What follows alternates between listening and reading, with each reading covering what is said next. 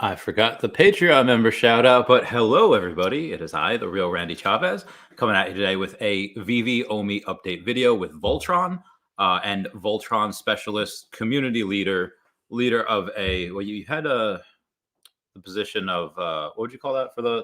I was a nonprofit president. President of nonprofit. Yeah, so I served as the president of a local nonprofit. Now I'm a trustee after my my term of service is over, thankfully. So the name is Ty McDonough. Been known each other since like 4, I guess. Yes. Yeah. 4 p.m. 6 minutes ago. No. For it's like 26 years, almost 27. Wow. So yeah, it's older than Ethan Youngberg over there. Ethan Youngberg just turned 18. Oh, happy birthday. Happy birthday. So we're talking today about specifically the Voltron NFTs. But there was one in the 80s, the show. Yeah. And there's one that they just rebooted. Mm-hmm. They're doing the NFTs. There are a couple in between. But yeah. Okay. So they're doing the NFTs of the one that was rebooted, the one that was on Netflix. Are you happy to see that? Do you think that was the better show? Or do you think 80s was classic? What are your opinions? I think because of the platform Netflix is, I think the most recent one is a good starting point. You know, it has a lot of exposure. It still trends every now and then. Yeah. And it was a great series overall until you got to the last season. And the last season, was it fan service, or did they get the last season was just terrible. You know, everything just felt rushed. The villains they focused too much on. We didn't want to see them. They didn't really. So the villains were not written well. Not in the last season. Okay. You know, they didn't really. They had all these plot points they were building up to, and then they just never executed on them well. And then the ending just felt really empty and hollow. I hate that. It's like the GS ball with Pokémon. Like, oh, what's this going to be? And we know it's Celebi, and then they just never continue with that plot thread and never continue with that line. It's terrible. Yeah, it's rough, man. Things like that suck. And it was like the same year that like Game of Thrones disappointed with its last season. Oh, so yeah, both season 8s were terrible. So disappointment all around. Yeah. So for those people that don't know, for Voltron, just a quick 30-second synopsis. I know you could probably go on for like 8 hours about this. I can do it quick. Okay. All right. So it's a group of 5 young soldiers who are recruited to defend the universe using robot lions. So you have 5 colored lions. Black is the leader. Red, blue, green, and yellow. Mm-hmm. You know, red and green form the arms. Yellow and blue form the legs, and black forms the head. Yeah. So what is the person that is the leader? What are they controlling? Is it just head movement? Because they all have to. Yeah. So they kind of like initiate. They give orders. You know, they're like coordinating. They're the brain. They're the central nervous system. So they're making sure everybody's working in cohesion and everything like that. Yeah. So you say this is probably similar to Power Rangers?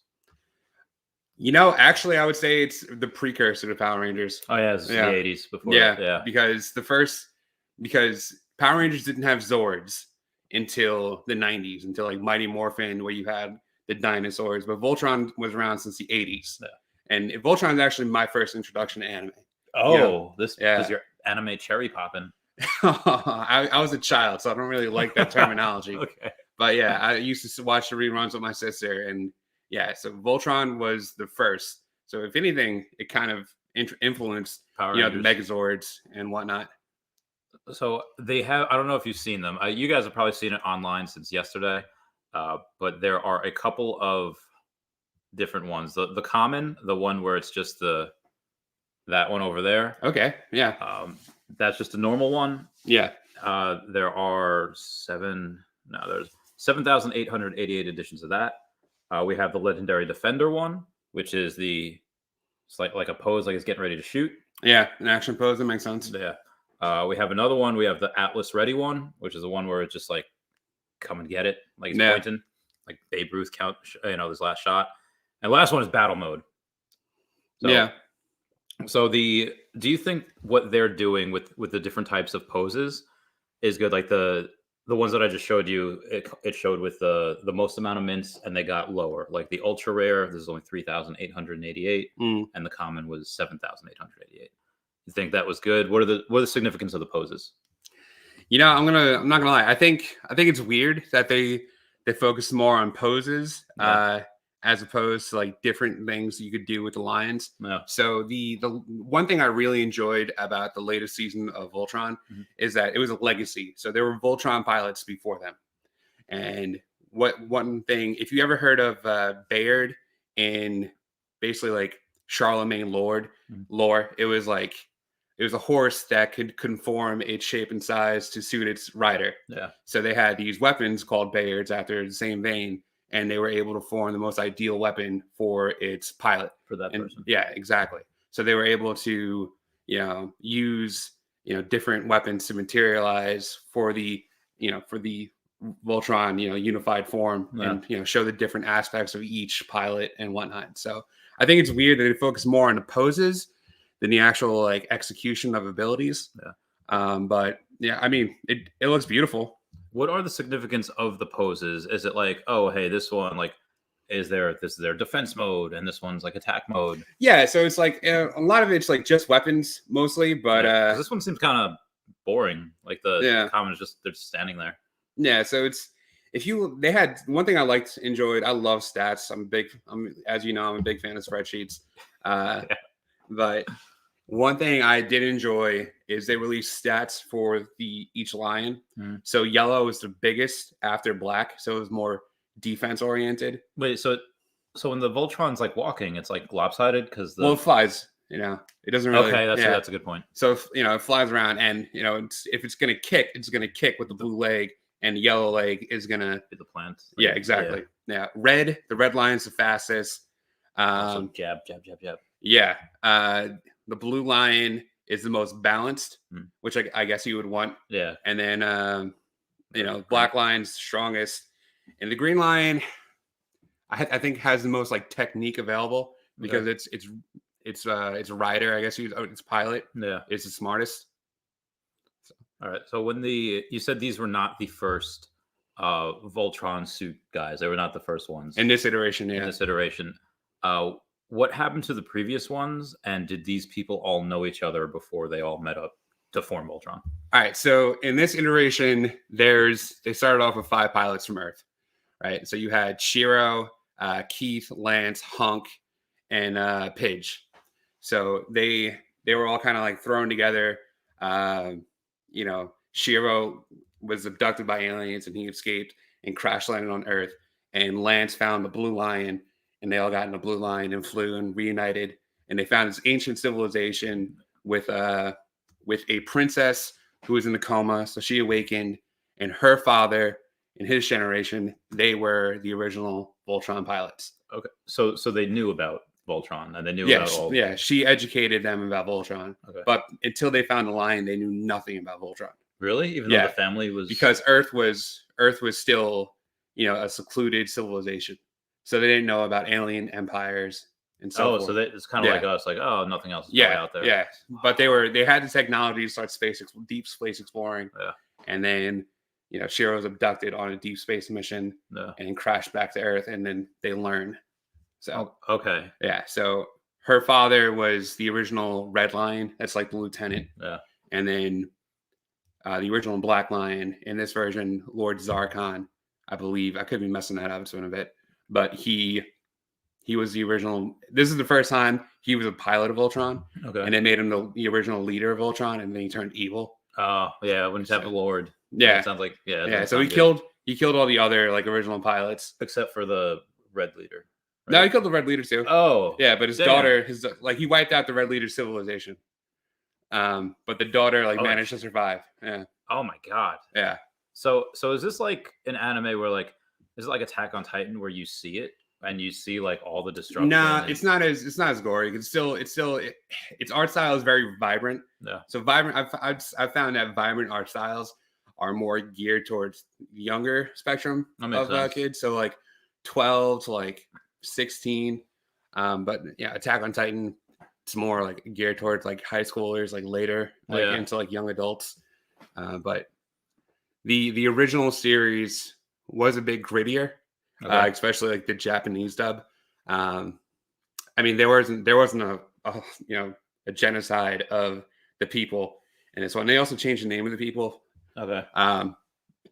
But Princess Laura, she ended up becoming the pilot of the Blue Line. Okay. But in the original Shiro, he was dubbed as Fen in America. Oh, okay. Yeah, so like, you know, how they dub names and whatnot. So, yeah, like for the new adaptation, they kept the original Japanese name for him only. Everybody else kept the American names. But in the original, like Shiro, who's the leader in this series, he was the original pilot of the Blue Line. And then he was murdered in like the 6th episode, which was crazy at the time because, you know, he was the main character. So in America, when they were like, hey, we can't show this guy being murdered on TV. So he got really hurt from his and had to retire as a pilot. they really, I feel like that cheapens it a little bit. Oh, yeah. And then so it was crazy because Princess Laura took over and became the pilot in his stead. And then later on in the series, his twin brother, you know, tries to avenge him, and then he tries to rescue like another, like a cousin of Princess Laura, who's been like brutalized by Zarkon's son. And, you know, brutalized, you know. So they toned that down as well in America. Oh man. But, you know, so he had a twin brother who ended up dying, saving the princess as well. So both the brothers died. But in America, they fused both the brothers together. And then so he just got injured both times. But he was really dead. Damn. Yeah. Oh my God. Hardcore. You got to see that twice. So in this, in all of these, the 4 different poses, it's $60 and you don't know what you're going to get. You're going to get either a common or an ultra rare, anything in between. If you decided like, hey, I'm not going to go and purchase a blind box and you wanted to wait for one in the market, 2 questions. What would you get because you want it yourself? Like, hey, I just want that. And what would you get because you know the fan base and you know, oh, the fans are going to go for this one and I want that and as an investment? I would say the fans want the one with the sword. Okay, so not the battle mode. It's not even the battle mode, not even the ultra rare. They want the one with the Atlas ready? Yeah, Atlas ready. Okay. I would say Atlas ready because you have to have the sword. Okay. So be advised, guys, that is the rare. And the ultra rare is the one that doesn't have the sword. So this person actually just brought up a good question. So Super Sentai has been around since the 70s. You know, that's where we get our Power Rangers, you know, stuff from. It's from the Super Sentai series. But Super Sentai, they didn't have Zords until the source material for Mighty Morphin. So so I could look that up. But they didn't have it until later. Yeah, they didn't have Zords. There was one precursor where they each had different birds, but the birds didn't combine to form a Megazord. Okay. So that was like the late 80s, and Voltron, you know, was before that. Okay. So the idea of like, you know, different robots combining together. That was Voltron. Okay. Yeah, that was Voltron. But Super Sentai was first. Yeah, so Super Sentai was first, but you're saying that the mechas didn't come until afterwards. Yes. Okay. That makes sense. It was a later edition, yeah. So now the one that you say the masses will want is the one with the sword. Which is the one that you would want? I would want the sword. You don't want the sword also? Yeah, because it's iconic. You know, it's like forming blazing sword. You know, that's iconic. You know, any series. Has any people from the like 80s babies that had gone on grew up with that, do they not like the newer stuff for some reason? You're always gonna find purist. Yeah. It's tough. Yeah, I mean, obviously, like, I wish there were things that they took from the original series and included, like Shiro's twin brother. I think that would have been a nice nod because there were, you know, touch and goes, and they kind of like played to it a little bit, like, hey, you know, like what's going on with Shiro? He seems a little different. And there was one episode, it was a great episode where they basically played Dungeons and Dragons, and so Shiro's character died, and he wrote up another character that was his character's brother. And I'm like, all right, this is a good nod. Oh, okay. Oh, so you wouldn't really know that unless you saw the original. Yeah. Yeah. I wonder are some people like on the opposite end of that? Are some people like, I've been waiting 40 years for this, and they're just like crying? It's nuts, you know, because just what this new series opened up with what you can do. Brendan Z. Yeah, it's good. Yeah. you know, I just want to take a time. It's like you have like really great fans. Yeah, they're amazing. I tune in every now and then. I always look for like the fans that like try to criticize you because I want to like come in and like defend you, but like I never really have to. It's great, you know. Yeah, these guys are great. He's got a I don't know if you ever read Hitmonkey. He's got a Hitmonkey as his. Oh yeah, that's cool. Yeah. I did like a 2-hour podcast of why I knew Hitmonkey was going to go to the moon, and it has despite like nobody knowing about him. But yeah, you're saying before with the you know, there were just elements that were just appealed to everybody. It's that it really did well building up the world and exploring the universe at large with what is going on in this Voltron universe. What sets it apart? Nickelodeon also had their own Voltron series in like 2009, where it was kind of like a spiritual sequel to the original. Okay, I don't remember that.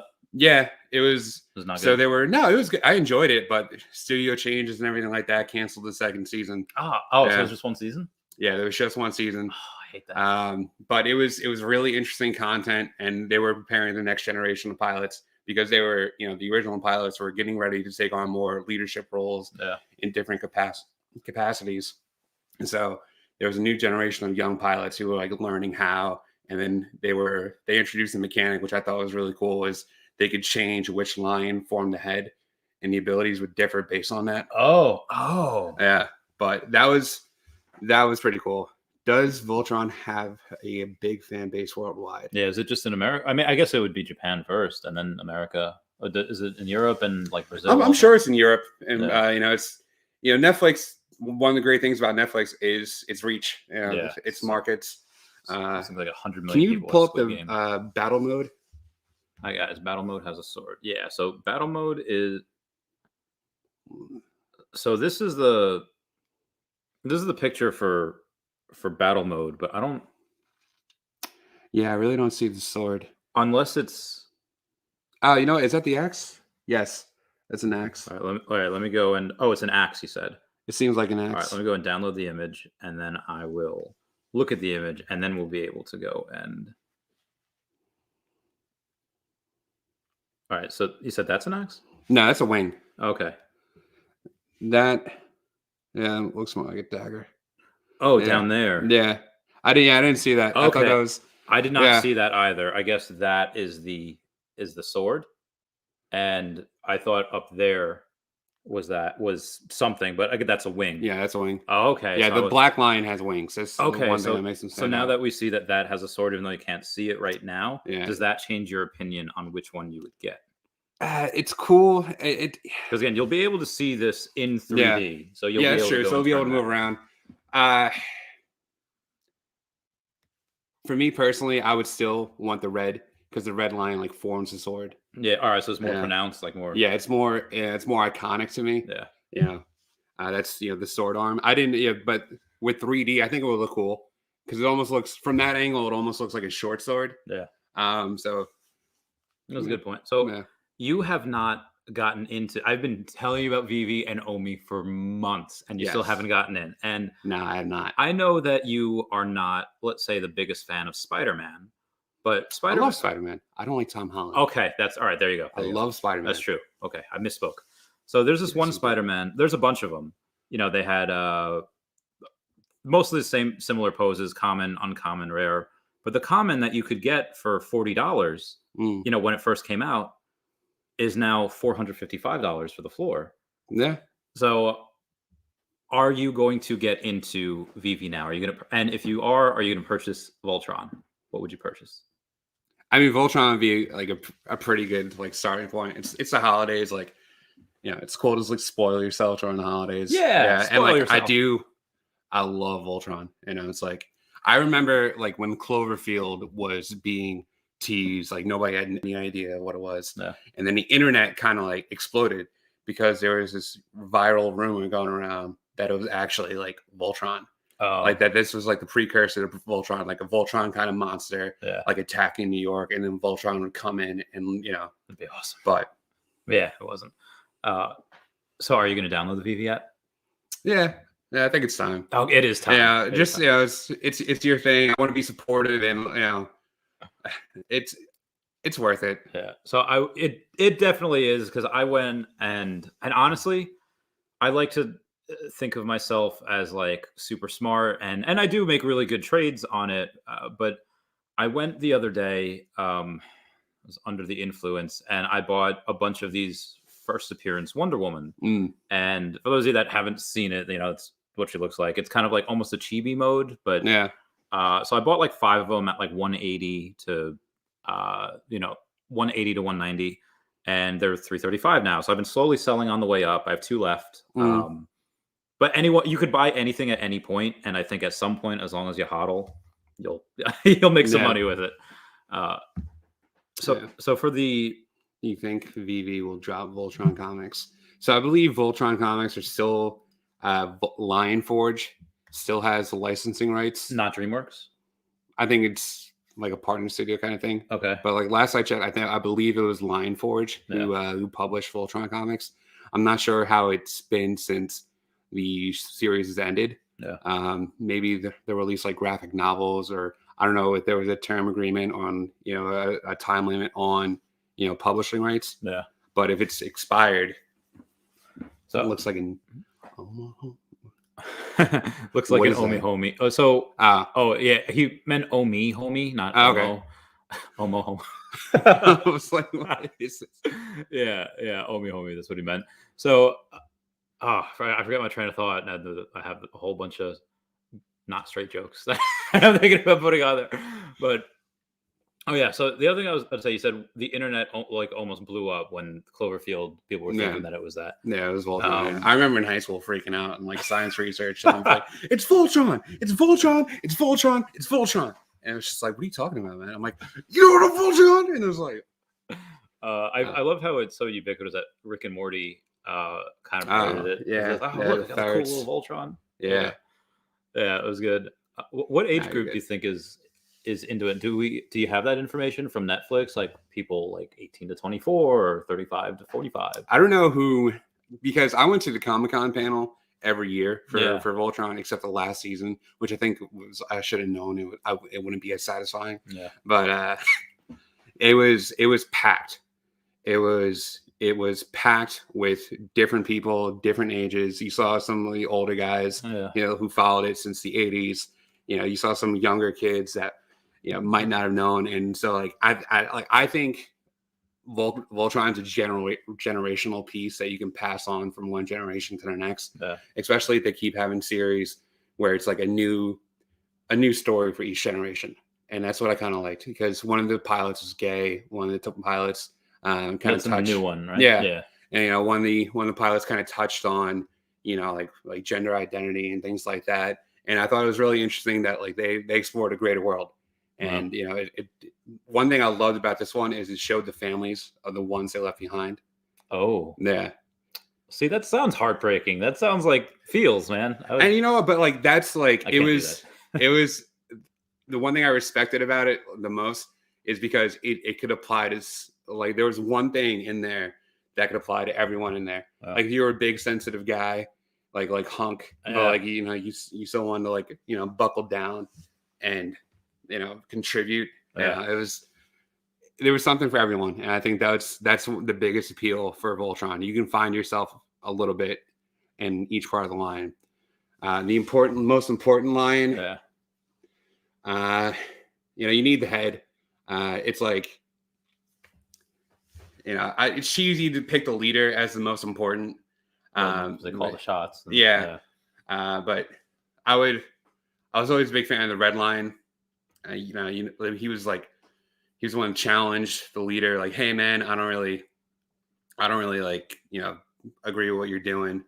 This is like, it's another point of view. So I always go with the outlier, the devil's advocate. So I think it's important, to have that one guy to be like, hey, like, let's look at this another way.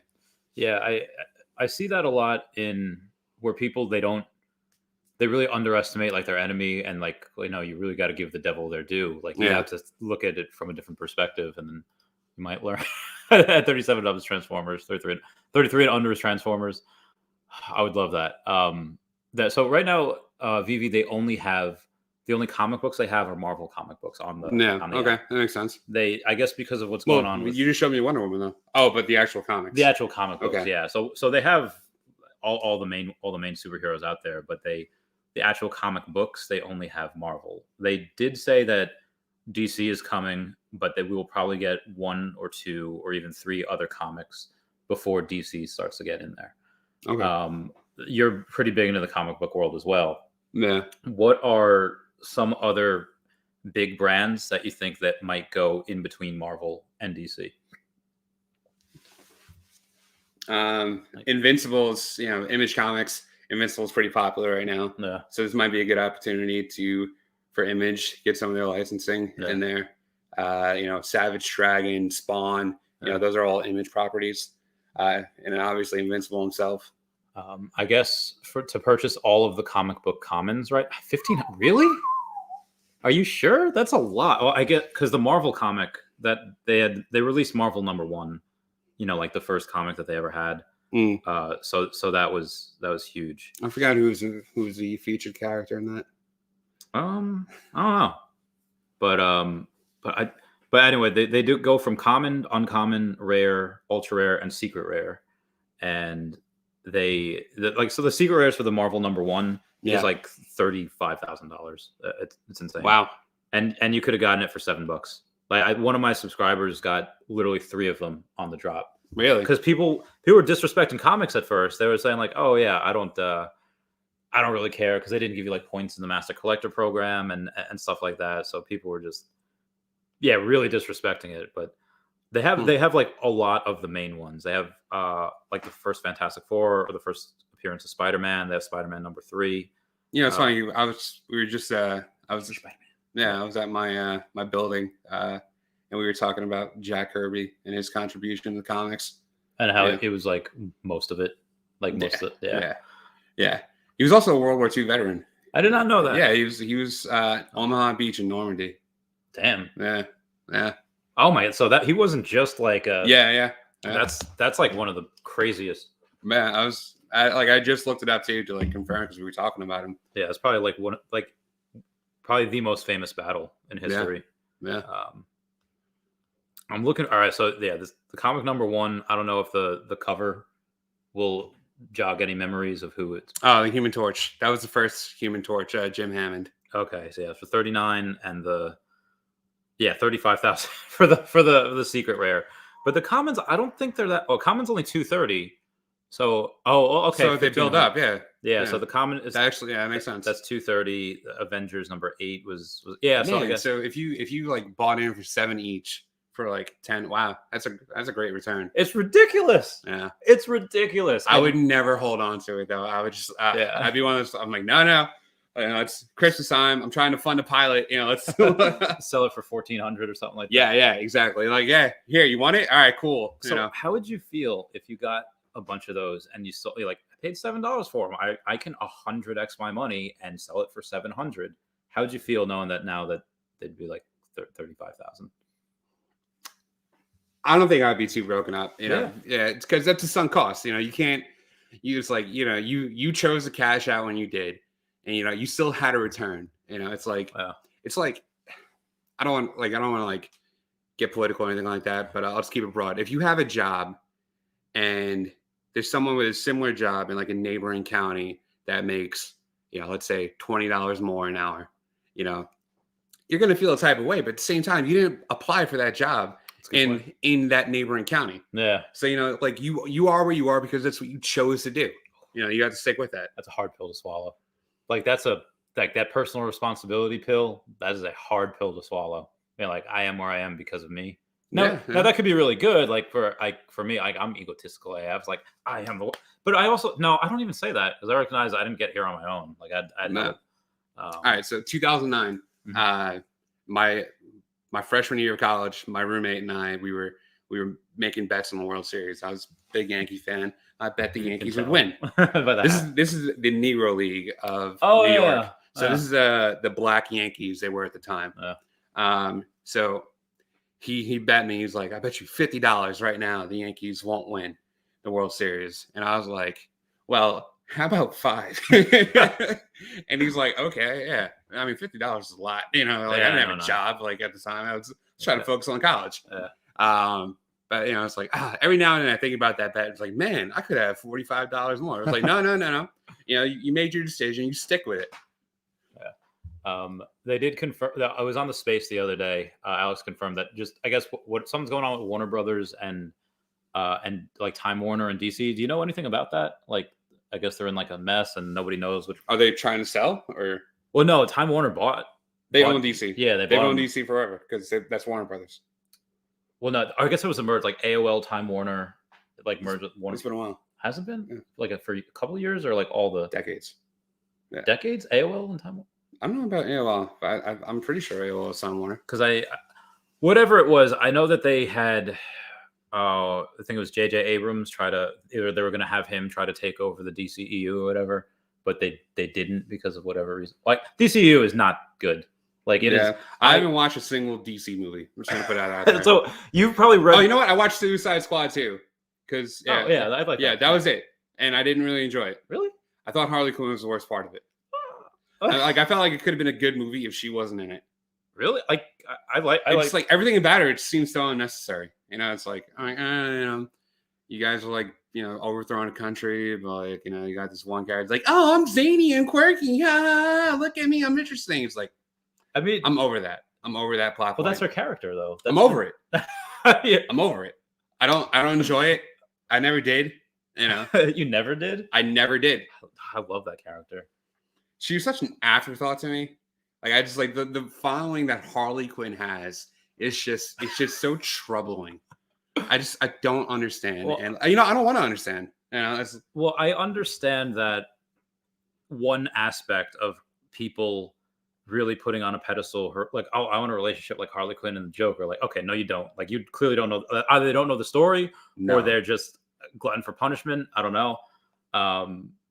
So I could understand not understanding that aspect. It just always seems like an excuse for accountability. It's like, oh, this person was a bad influence on me, and this is why I did all these bad things. You know, it's like BoJack Horseman and drinking. No, it was just like, you know, it's like, oh man, like I'm in jail right now because I dated that one guy and he got me to sell drugs. It's like, you chose to sell drugs for him. You chose to drive the car to like offload, you know, suspicion. That's a good point. No one to blame but yourself. You know, but I also think that if you want redemption, you seek it, but you don't blame the other person for why you're seeking redemption. I understand that, but there also has to be something to say, like when you're in love, like hopeless romantic, like that is a drug that makes you do things you wouldn't normally do. That goes and it makes you. It makes you weak. It makes you want to like sacrifice for somebody else, which I'm not saying don't do. Totally, essence of being a hero is, you know, self-sacrifice. But I think that's a real powerful lesson. Is like, hey, you can get here because you love someone, and just because they love you doesn't mean they're good for you. Like that doesn't mean that's the. So I I don't know how many people have converted into the VV cult. Someone puts you on about VV right now. They genuinely care about you. Randy put people on. Oh, thanks, man. So there's this thing called Recur, and you know how like I've shown you ours where you can play with them in like augmented reality and they're 3D circular. Yeah. So Recur for right now they showed I think either a JPEG of like a Hello Kitty or a Care Bear, and it's colorful and it looks interesting, but I wouldn't buy it because it's most other NFT projects out there. They're just JPEGs. They're just okay. Yeah. So that's why I really enjoy these types of things. So in the interest of, I don't know if you remember, you ever see Wild Thornberries? Yeah, of course. Okay. So in one episode of Wild Thornberries, Eliza was really mad at Deb for like whatever reason, I forget what. And she makes friends with this like reindeer antler guy, you know, whatever. And she's like, oh, you know what I do? You should grab one of her shirts. She grabbed one of her shirts, made a snowman, and put the shirt on the snowman to symbolize Deb's like, all right, now throw snowballs at it. And it was like really, really fun. And where I'm going with this is that would you go and buy some Harley Quinn NFTs to put, hold on, let me finish, and put it in like the VVverse? They're going to come out with their own metaverse, and then take like Super Mario, like bomb arms, and then just like explode all the Harley Quinn things like for fun because you hate her? No. I don't hate her. It's just she's such an afterthought that like she's meaningless to me. Damn, this conversation took a big turn. I still like her. I think it's fun. If we have a Yeah. See, Image Spawn. Spawn. Yeah, Spawn, Image Comics. Oh, right, Yeah, right. Savage Dragon and Yeah. Spawn, you know, Yeah. Invincible. I'd Great. want to see like Power Rangers comics. I want to see Legend of Korra. They do have Power Rangers comics, and they are great. Oh no, you I know they are. Yeah, I want to see them on the app. yeah, yeah. I want to see that. I want to see My Little Pony. I want to see like Transformers comics. Like Marvel, you know, Marvel can do that, make that easily happen. Well, Marvel doesn't own. They publish. Hasbro. They have licensing rights for. Oh, really? Well, at least they have for like the longest time. Oh, so they have. Yeah. They can publish it for. They published Transformers comics for years. Huh. Yeah. I did not know that. So if they still have the rights to the comics that they publish, they can release them. No. What was some of your favorite comic series that you want to see on the app if you go and purchase them? Which again, you get for $7. You know, it's such a niche area of comic book history. But the Legion of Superheroes, I would love to like if you like manage to get a Legion of Superheroes, I'd probably become a fan. I love the Legion of Superheroes so much. All right, what? There's such a niche area. What characters? Lightning Lad, one of the founders. Yeah. You know, he's a ginger. You know. No soul. Pretty cool. Yeah. I didn't sit live action show Krypton. Yeah, Krypton. I didn't know it was canceled. That's a shame. I heard good things.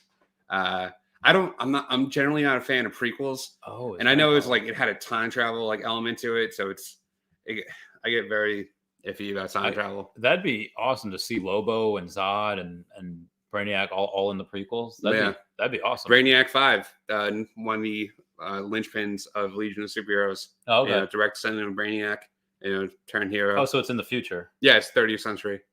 Oh, yeah. So it's like that's why it's a niche piece of like DC universe because a lot of its storylines aren't connected to, you know, Wonder Woman, Batman, you know, but it is connected to Superman because they were founded based on the ideals of Superman. Okay. And Lightning Lad, Cosmic Boy, and Sound Girl. In 1958, they traveled back in time when Superboy was living in Smallville, and they say, "Hey, you're going to grow up to be our inspiration. Here's membership." And they go and they bring Superman to the future. Superboy at the time, he learns how to become Superman by visiting the future to hang out with his friends in the Legion. That's so cool. Yeah, and like they grow up together, so like they like go back in time like different periods. And it's a pretty cool corner of comic book history. That does sound really cool. I'd love to see that. Yeah. What are the some of the original character deaths? Because people didn't kill heroes, like that just didn't happen. Like back in like the 60s and 70s, like heroes didn't die. But Legion, they were the first ones to like have heroes die. Yeah, I think in one of the Spider-Man, like Gwen Stacy's one of the first ones to die. I mean, a major supporting character. Yeah. Yeah. Raythax $5 super chat saying DC has amazing content. That's why I love he owns the following domains: detectivedomus.eth, DCuniverse.eth. So, how much do you know about domain names? Yeah, a little bit. All right, so this I don't want to call him buddy of mine because I don't know. Follows me. This guy Jeremy Padower. He's got this a big. Like the 6th largest toy company in the world. Oh, really? And like he was on my friend Wendy's podcast, and I was on there with them. So like we got to chat for a while. And he said that in 2000, like early 2000s, it was between him and Elon Musk to buy X.com, and he missed the email. He offered like 10 grand for it, and Elon Musk offered 12, or Elon Musk got it for 10 grand, and he didn't get it. He offered Elon Musk 12 grand for it. He said he just emailed him back, said no, which I thought was just baller. Wow, yeah. Boss. But he bought, I think it was act.com for I think $1,000 or $10,000, and he sold it literally like the next year for like $500,000. I was like, oh my god, yeah. And basically what we're having right now is that same thing, but with instead of .com like X.com or act.com, you're getting that detectivecomics.eth. Yeah. Ray, that's probably just made 100 grand off that. DCuniverse.eth. I have that's fantastic. Yeah. Yeah. So he's got a bunch of those. He's super smart. He's in Omi. He's in Earth 2. He's in these collectibles. He's in a bunch of comics. Are you into crypto at all that much? Pi. It's. Oh yeah. I'm dabbling. I'm starting to get my portfolio up. Okay. Pi was supposed to start they're this year, right? That like this month actually. I thought it was 2024. Oh, I thought it was this year. Pi was supposed to, like, this month they were supposed to come out with like having utility for the token. Oh, really? Because I'm still starting to like trade for it, like, you know, for services and stuff. Yeah, because I'm still mining. What do I got here? I don't even know. Because you got me into Pi. Yeah. And I've got, I think, like 45,000 Pi. And I don't, I don't. But I've been mining for months, and I'm waiting. Yeah. No, just keep doing it, man. You know. Yeah. Yeah. Some people. It's not for everyone. 5 months ago. Veve has DC, which has Legion of Superheroes. So yeah, it'll probably become, because we have DC. You know, it's just such a niche area. Like, you don't know how popular it is. Yeah. Yeah. I mean, because the thing about DC is they get people to recognize characters through crossovers. You know. Yeah. It's like constantly. That's why they have like major events like once a year, and I don't know, like it or hate it. You know, that's how it works. That's how they market characters. You know, they put them in everything. You know, like, oh, here's Batman. He's gonna plug. So like people are gonna start looking up Black Lightning because, oh, hey, Batman's here. Yeah. You know. They have this. They have a couple of ones in. They're putting out a lot of famous ones, and what I did notice is that a lot of the famous comics that Marvel's putting out, they're doing really well. But you know, if going with comics, DC ones, like the most historical ones, they go for a lot more money than Marvel ones. Like, I mean, the biggest thing is because DC's golden age has lasted the test of time. You know, Batman, Wonder Woman, Superman, Trinity, yeah, Aquaman, even. You know, that's the golden age. It's Robin. They've stood the test of time. Marvel, not so much. You know, you think about the original like 40s, you know, the World War II comics. You know, it was Captain America, Namor, and then Human Torch. Yeah. Like, you know, but it's like how the original Human Torch, Jim Heyman. No. But it's like, how often do people think about Namor and Human Torch? You know, like we can't even see Namor in a movie. We will. I'm thinking he's going to be in Black Panther 2. It's not even worth it at that point. I mean, he would be a great villain, but I love. But him. You have to introduce him in a Fantastic Four movie, like Namor. Samaritan. Yeah. Why? Because he was like a creep for like Sue Storm for like, that's how they reinvented his character. Really? Yeah. I didn't know that. Yeah, he creeped on like Sue Storm for decades. I had zero idea. How did he find out about her? He saw her and he was like, "Oh, I want to take her back to Atlantis." Oh my god! And that's like, if you look at like the original, like they're definitely not keeping that in the. Oh, it was like, if you look at the original like Namor, like a Fantastic Four feature, like the cover says like he has like Sue Storm over like one shoulder, I believe, and he's like, and like everybody's like, "Yo, don't let him get back to the ocean, otherwise we won't be able to stop him." You know. Oh damn, that's true. I try. Yeah, once you get down there, I mean, they even made a joke about that in Avengers Endgame, where Black Widow's talking to what's the name, the Dora Milaje, it's just saying like, hey, you know, there's a earthquake off the coast of Africa. How are we handling it? She says, it's an earthquake under the ocean. We handle it by not handling it. I was like, oh, so that's a good nod. Yeah, and they choose like to not do that. Yeah, I know a lot about him just because of in the Civil War comics, there were a lot of tie-ins, like Wolverine fights them, and they have a bunch of. I hate, you know. Why do you hate Wolverine? I love Wolverine. We've been. It's not even worth it. It's not even worth it. It's not even worth it. Okay. I mean, the fact that he chose the Avengers over the X-Men, so it's. Well, he was part of both. Yeah, but he always chooses to be Captain America's lapdog before the X-Men every time. Well, they're both veterans. I don't know any other people that were in the X-Men that were veterans. Charles Xavier. Was he a veteran? Mm-hmm. You sure? Yeah. Oh, okay. That's how he knew Kitty Pryde, because he served with her father. Oh, I believe. Yeah. Okay. Disregard. Scroll back up. Oh, all right. Randy. Let's scroll back up. I think we missed one. Yeah. Oh, the Voltron Rick and Morty one. Yeah. Original Voltron, greater than DreamWorks. Yes and no. You know, I like the tone of the original, but I like the world building of the DreamWorks one a little bit more. Yeah, because you said in this one, not only did they have Earth, but they had so many other Earths. Like they had a lot of other planets. Yeah, they explored the multiverse, and they explored other planets and the moving pieces.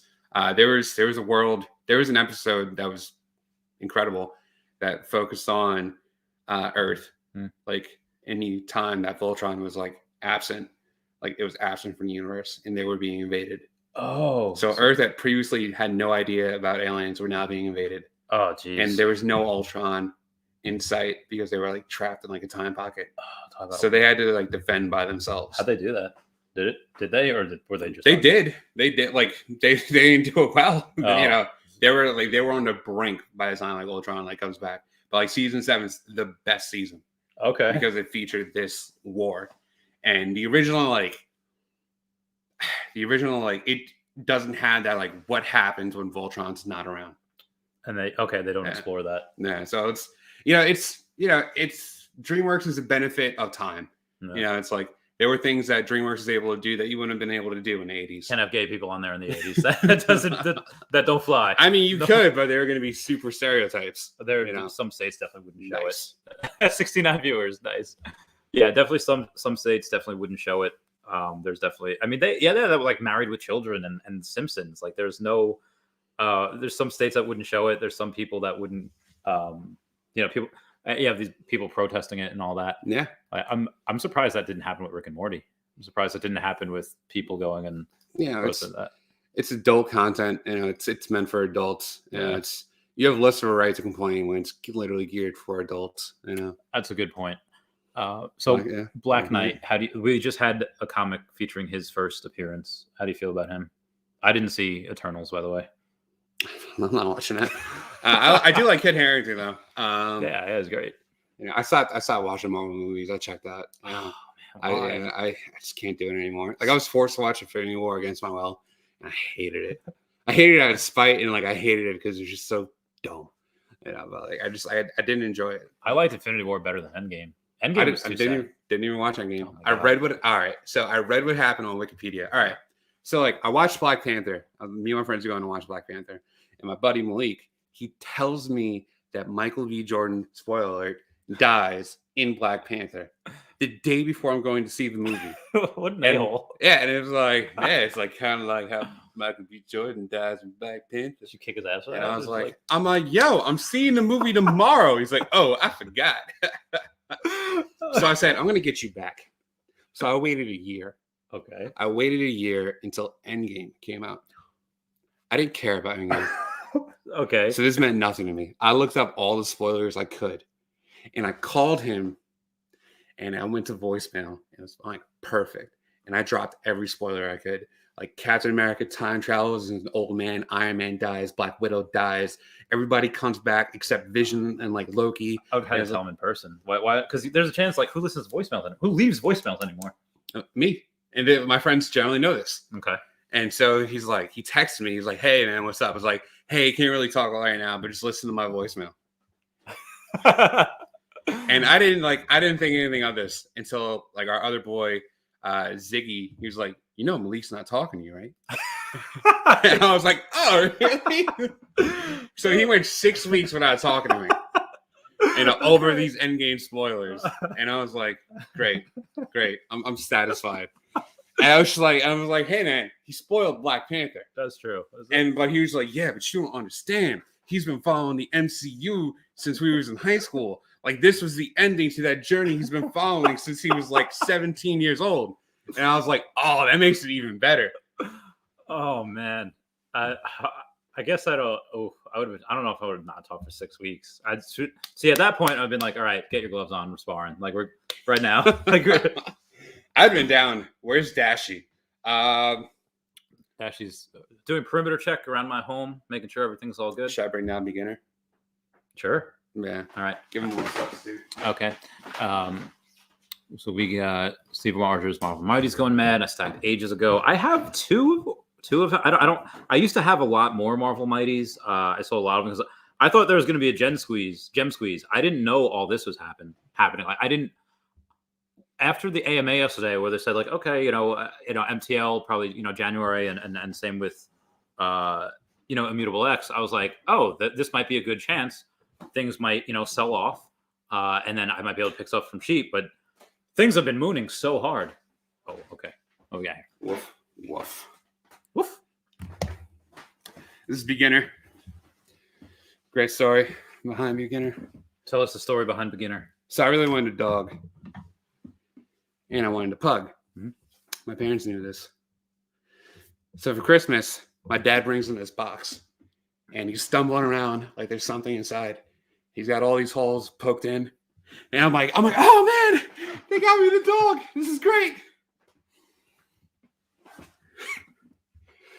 I open the box, and here's Beginner.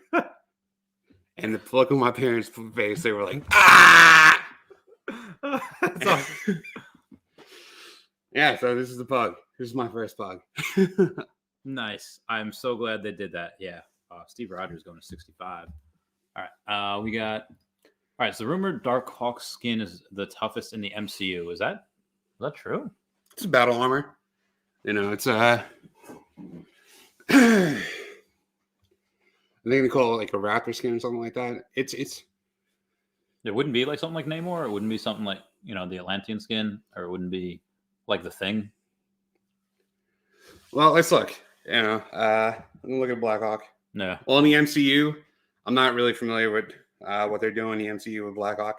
I can only look up like the stats for because like Marvel, for years they had their own stats, and so like it would go to like a 7 in each category for like no limit measured. Really? So like a 7 out of 10? No, Okay. actually like that. So like a 7 was like virtually indestructible for like durability. Blackhawk, Marvel Comics, and this is like there's so many different characters. This is why I said like they can literally do, you know, like isn't it Darkhawk? Yeah, Darkhawk. Yeah, they could do so many. I'm thinking of drops DC per week. They could do so many drops per week. They'll never run out of characters. Like there's thousands of them. I'm assuming Milestone Comics will come along with DC on VV. That'd be dope since we're getting a new animation and live actions. Million by that. Milestone. I don't know. Milestone. Milestone is the black corner of the DC universe. So Static, Icon, Static Shock, Hardware, Rocket. Those are the big ones. It's a nice form Black history. It was in the 90s. They McDuffie and like all of them. They're just like they created a black, predominantly black imprint for DC Comics. I would love to see that. There's just a lot. They just had the first. They just had Storm drop, and I think she's getting very disrespected because she started off at like the Secret Rare started off at like 3,000, and then slowly went down 2,500, and then I bought it 1,900. Now she's down to like 925. Like oof, big oof. But that's the first black woman superhero that Marvel had, and I was like, oh, that's people are probably going to go ham over that, and they haven't yet. I'm waiting. What'd you find on the Darkhawk? Anything good? His durability is generally a 4, which out of 7. That's so it's not. Oh, maybe in the MCU it's still probably the hardest skin because there's not many people. Yeah, there's not many other people that have tough skin in the MCU yet until Thing comes on. When Thing comes on, I think that'd be woof.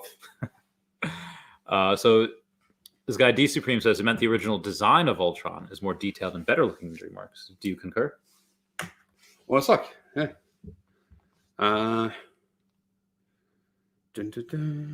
Voltron 80s. Yeah, it was more nuanced. Yeah, that's got such a cool look. It's got such a cool.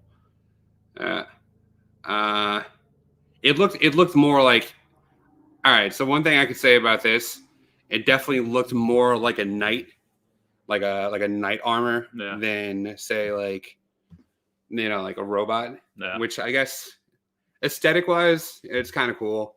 It totally plays into like 80s like animation. The current series, I love both the designs. I have no problems with the designs.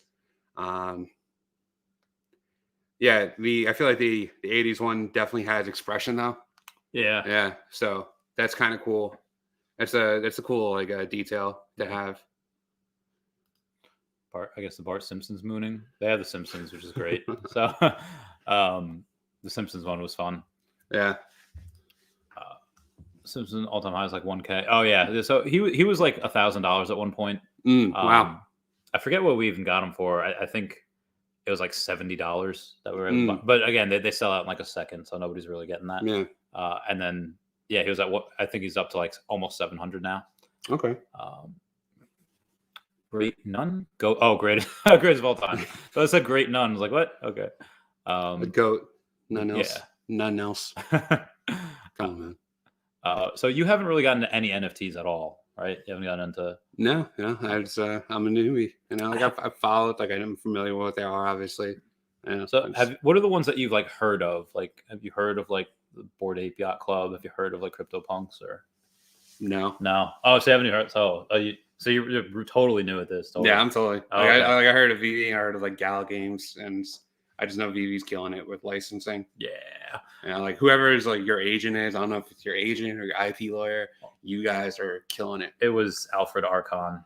It was the former president of 4Kids Entertainment. Yeah. So that was just the most masterful call that they ever made to get him on board for licensing. Yeah, for sure. For my top 10 historic NFTs on Veve, I'd say most of the Disney moments, the Elsa, Gold Iron Man, Simpsons. Iron Man. Yeah, it's Iron Man. I forget what mark this is. It's like the Mark 47 or number 1, but it's just him in all gold. And it looks pretty legit. I don't know if he ever had an all gold thing.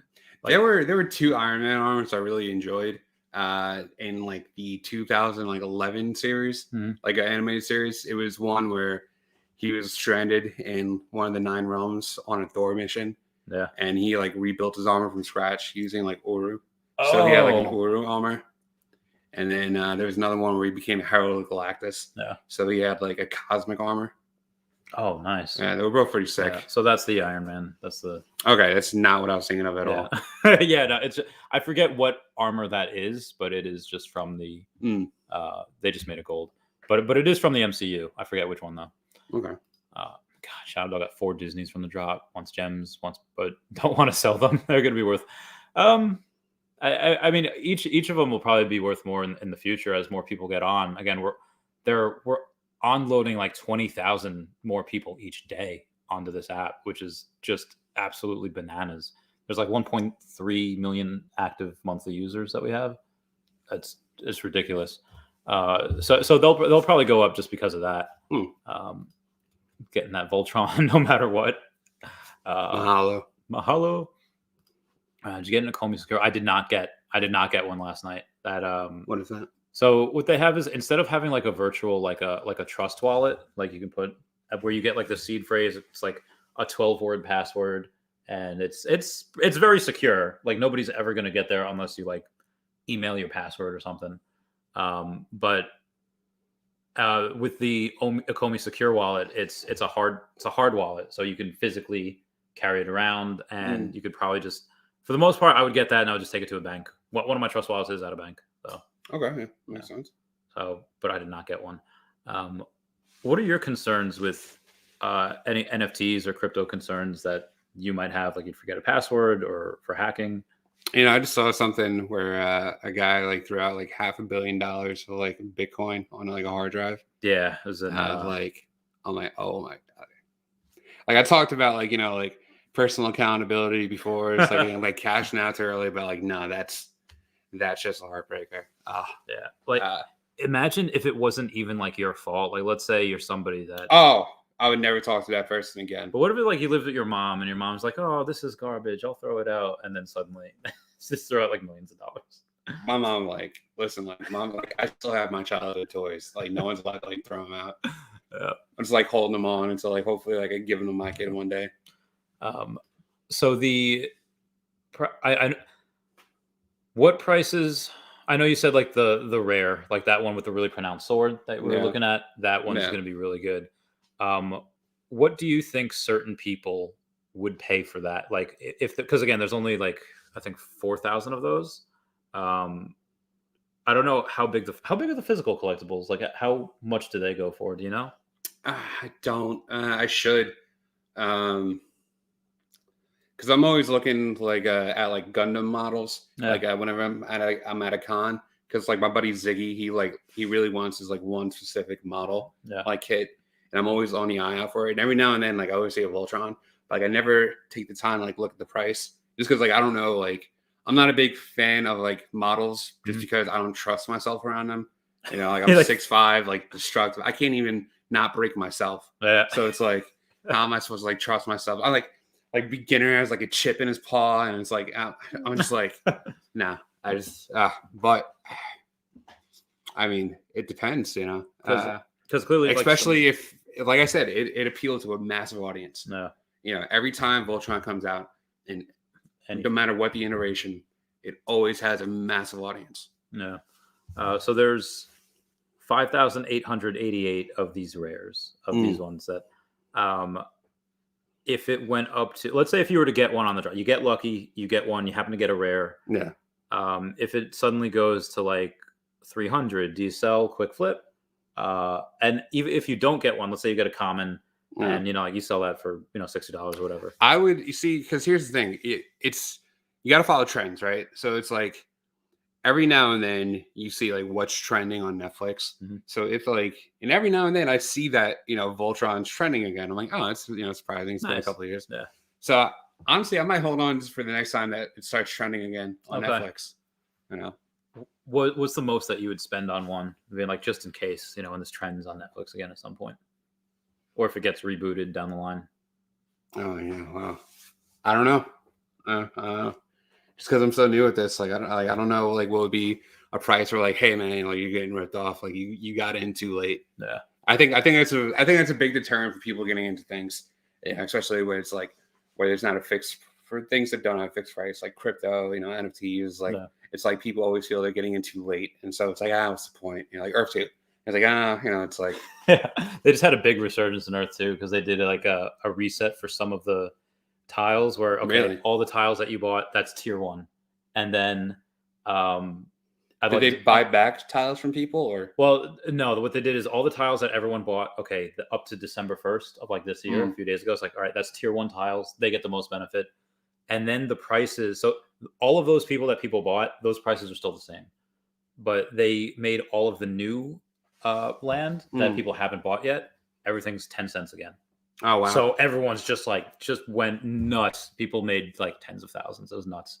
Wow, it was ridiculous. And I thanks for letting me know. So the day that they were doing that is they Earth-2, the site went down for a little while. Oh wow! So it went down for like a day, and it's like I started thinking, and I was in the middle of doing a podcast, and people were telling me that the site was up, you know, after my podcast was done. It's like, okay, but it was working for some people and not for others. I was like, oh man, I'm gonna miss this. I had to drive to the girlfriend's. It's like, all right. So by the time I drove to the girlfriend's, I was able to get on, but New York, like United States, was already like $3, and I was like, damn. So I bought a lot in Antarctica and Chavez Topia. Link down below for that. And I bought some in South Korea as well. Okay, that's cool. Yeah. But I'll let you know next time. Nah. But for this, do you think that out of, again, I don't know how many people collect the toys, or the 5,888 of the rare, and so there's 2,000 less of the ultra rare than there are of the rare. You think that because of the pose that the rare can flip and be more expensive than the ultra rare? Or do you think that there's an extra 2,000, it might not be able to overcome that? Yeah, I'm it's tough, right? Because, you know, this is my opinion on, like, you know, like what I think, you know, like traditional fans, but there are a lot of people who are going to buy just for the sake that it's a known name. Yeah. And, you know, so like they may not know like the significance as someone, you know, I don't know the market of how many Voltron, you know, fans are into NFTs yet. That's a good point. Yeah. Like this may, like the majority of people who purchase, you know, the NFTs could be, you know, new fans. Yeah. So this could be their first introduction to Voltron. So it's tough, you know, like that's a good point. I would say the rare is something I would like as a fan, like that's iconic for me. But it's like, you know, there are people like, oh, this is the ultra rare, so this must be, get that. Yeah, exactly. All right, that's a good point. The people they just had a first appearance of Hawkgirl in the same thing as Wonder Woman. Okay. I love Hawkgirl. This is why people sleep on Hawkgirl though, because DC has ruined the origins of the Hawk people. It's so mangled. Okay, go. It's so non-linear. It involves, so like there's a golden age of Hawkman and Hawkgirl where they were reincarnation of like Egyptian lovers, and they fought crime, and in the 40s, and they had a son who Silver Scarab, who went on to found like Infinity Inc.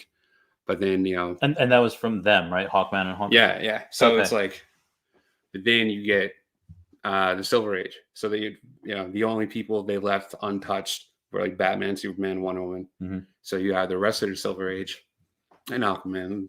Aquaman's kind of changed, but he wasn't really popular in the Golden Age. And so in the Silver Age, like Green Lantern went from like a railroad worker to a space cop. Okay. The Flash went from helmet to mask. So when you say Green Lantern, it was the Hal Jordan Green Lantern, not like it went from Alan Scott to Hal Jordan. Okay.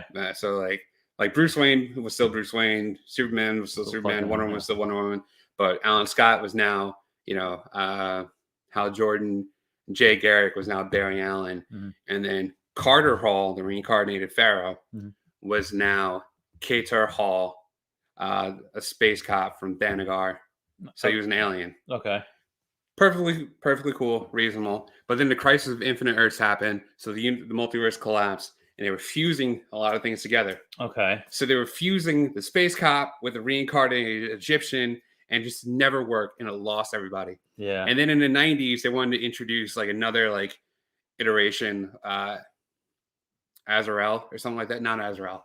I forget his name. Zariel. Was it the one from the Justice League cartoon? Not the one from the Justice League cartoon. This is like the 90s, like where everything was like different. They had different versions of everybody. Okay. And so Zariel, they're like, oh yeah, he's gonna be a new iteration of Hawkman, but they like pumped the brakes on it. It's like, no. We've ruined Hawkman enough. Like let's make him his own thing. So they made him an angel. Yeah. Okay. All right. Yeah, it's a little weird. Yeah. It's so terrible, and they keep doing it. They keep trying to fuse these origins of Space Cop and Pharaoh, and I think they would just been better off if they kept them separate the entire time. Well, that was Hawkman. What about Hawkgirl? Like, or do you just think the Hawk in general? Hawk in general, because Hawkgirl, like it's like even with Hawkgirl, you have the Justice League cartoon. That's one I love. I love her. She's great. It's completely different. It's completely different. But then like even the Justice League cartoon, they added, the element where she was never really faithful to Hawkman. Like even though she was an alien, she was also reincarnated. Yeah. And she was always in love with like Jon Stewart, even back in her old life. I love that. So stupid. I ship them so hard. Stupid. It's like I wouldn't have a problem with it if they gave Hawkman a romantic partner other than Hawkgirl, because it's like he's always like simping for like Hawkgirl, and she's like always like moving on with her life and like dating other people. Yeah. Like there was an iteration of Hawkgirl, Kendra Saunders, where it was like Shara Saunders, like she died. And like she like reincarnated like into her great niece who had just committed suicide. Oof. So it's like, but Kendra still had her ego. Yeah. So it was like a blend. And Hawkgirl was like, hey, you're my reincarnated wife. Like, be my wife. It's like, hey, I'm not married to you. I'm Kendra. Like, I'm my own person. Yeah. And like, I thought it was cool. It's like, cause she dated like, like Roy Harper for a while. This Green Arrow was like her first sidekick. Yeah. And, but it was just like one thing after another. And then like they got rid of Kendra and they brought back Shayera. And it's like I like Shara. Yeah, that's because again, that's but not that one. The original. Oh, all right. The one you like died. Sad face. Yeah. I like Hawk Woman. Oh yeah. So I like the. It's confusing. It sucks. I wish they kept them separate. There was no need to bring them together. I like the one episode where it's like a two-parter where they go into the future. Oh yeah. And Warhawk. Hawkgirl has a son. Yeah. It's like, oh, it's awesome. Mm-hmm. For legit. I like that. I like that because he was biracial, but he was like me biracial, like light skinned biracial. Yeah. He's the only one in comics. So I was like, oh, cool. A biracial person with my like light complexion. It's great. We got people here from Sydney. Greg Rice is going above ultra rare. And if I went to a full set and never seen the show, Brett is he's gonna get so much of that Voltron tomorrow. He has this thing called they're called ghost bears, and he's got like most of them. Okay. Like he's got like I don't know, like 30 or 80 ghost bears. It's ridiculous. I have one of each, and that's enough. tomorrow. But yeah, so there's only 24,500 in total tomorrow, and there's 1 million users. Yeah. But again, I don't know how many are going to be excited for Voltron versus how many of them like it just because they know of it, or how many of them are actually fans. How the Voltron, please? I don't know that. Yeah, I don't know. Sorry, man. How many small editions? Yeah, 24,500. Do you know Citron concept car is also coming tomorrow? No. It's like a European car. It's like French, but they're just big in your face. He's getting the Voltron. Hawkeye people done over by DC. Yeah, exactly. Voltron video. Does it look like it'll be animated? I don't think it'll be animated. Oh, so it's gonna be like a JPEG? Well, no, it won't be a JPEG. Like I'll show you what it is. It's pretty cool. And on the video, you'll see what it'll look like in 3D. Voltron also released VR. So there was like a VR accompaniment to the series. Yeah. So you could like it was on the PlayStation. I remember that. I heard people enjoyed it. I am not sure why it is not. Oh, okay. There's a lot. There's a lot to do. So there's the whole. So you can see what it'll look like. Yeah. And it's only 30 seconds. Okay. Yeah. And that would be in VR. Yeah. Okay. So you can. I can see the ultra rare pose. We can see the sword now and how. Yeah, I just think sword in with the red lines more iconic. Yeah, I think so too. I wish they had a model of them forming the sword. Oh, they form the sword? Yeah, like forming blazing sword. I don't. So is there like a transformation scene that happens each time? Yeah. Oh, all right. Yeah, it's So it's like if they can animate that and like make that the NFC, like that'd be sick. At some point, everything on here has the potential of being animated. Like, yeah, of course. Like Spider-Man shoots his webbing, Captain America crushes down a shield, Storm has something that's really cool. So that might happen in the future. You don't like Storm either? I just don't like what they overdo it with the character. Well, I heard they just made her like a god again, like a god in like the comics. I didn't. There was no need. Like, yeah, she was a great character the way she was. It's like, yeah, I like Storm. I thought there's just like a limit of like how much I'm willing to deal with trying too hard. It's like, hey man, I don't like the character. You don't need to try harder. It's like I'm a fan. I'm gonna keep reading. Like, leave it alone. Do you? Well, I mean, it's impossible to do now with R.I.P. Chadwick Boseman. Yeah. But would you have been okay with a love story between them? No, I never liked them together. It's like I like them. I guess Storm doesn't like them together either. She was always the one that was always against it. Yeah, but I think that addresses like an issue where Chadwick Boseman just Wakandan royalty kind of falling for this Egyptian peasant, street urchin. Yeah. I don't know. I like that. It's like a reverse Aladdin. Storm. I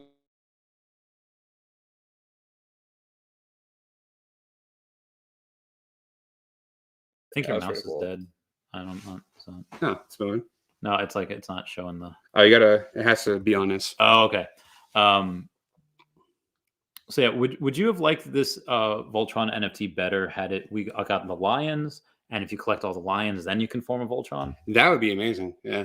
You'd have to spend a lot more money on it, though. Oh yeah, you'd have to spend. Well, but that would make it more tradable, though. That's a good point. Because if you have like two of the red lions, I need a yellow. Yeah, absolutely. Yeah. Or even like the pilots and their Bayards.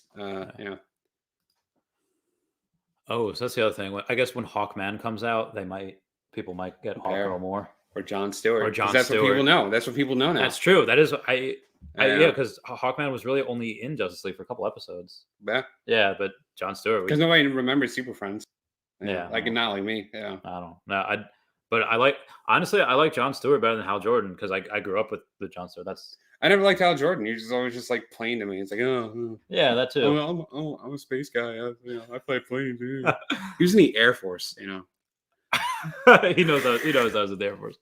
Yeah, I mean, it's like everybody else is just cooler. Like John Stewart was a Marine and he was black. Yeah, he was a little more badass. Guy Gardner was this angry redhead that was in a coma because of Hal Jordan. Ooh. Yeah. Yeah. And Kyle Rayner was an artist. Like he was Hispanic and he was an artist. He was an anime fan. So a lot of his constructs were like mechas and things like that. Oh, it was so cool. Yeah, like they really went wild with Kyle. Yeah, so that's awesome. Yeah. What I'm really hoping for, which we don't even have like a Green Lantern NFT yet.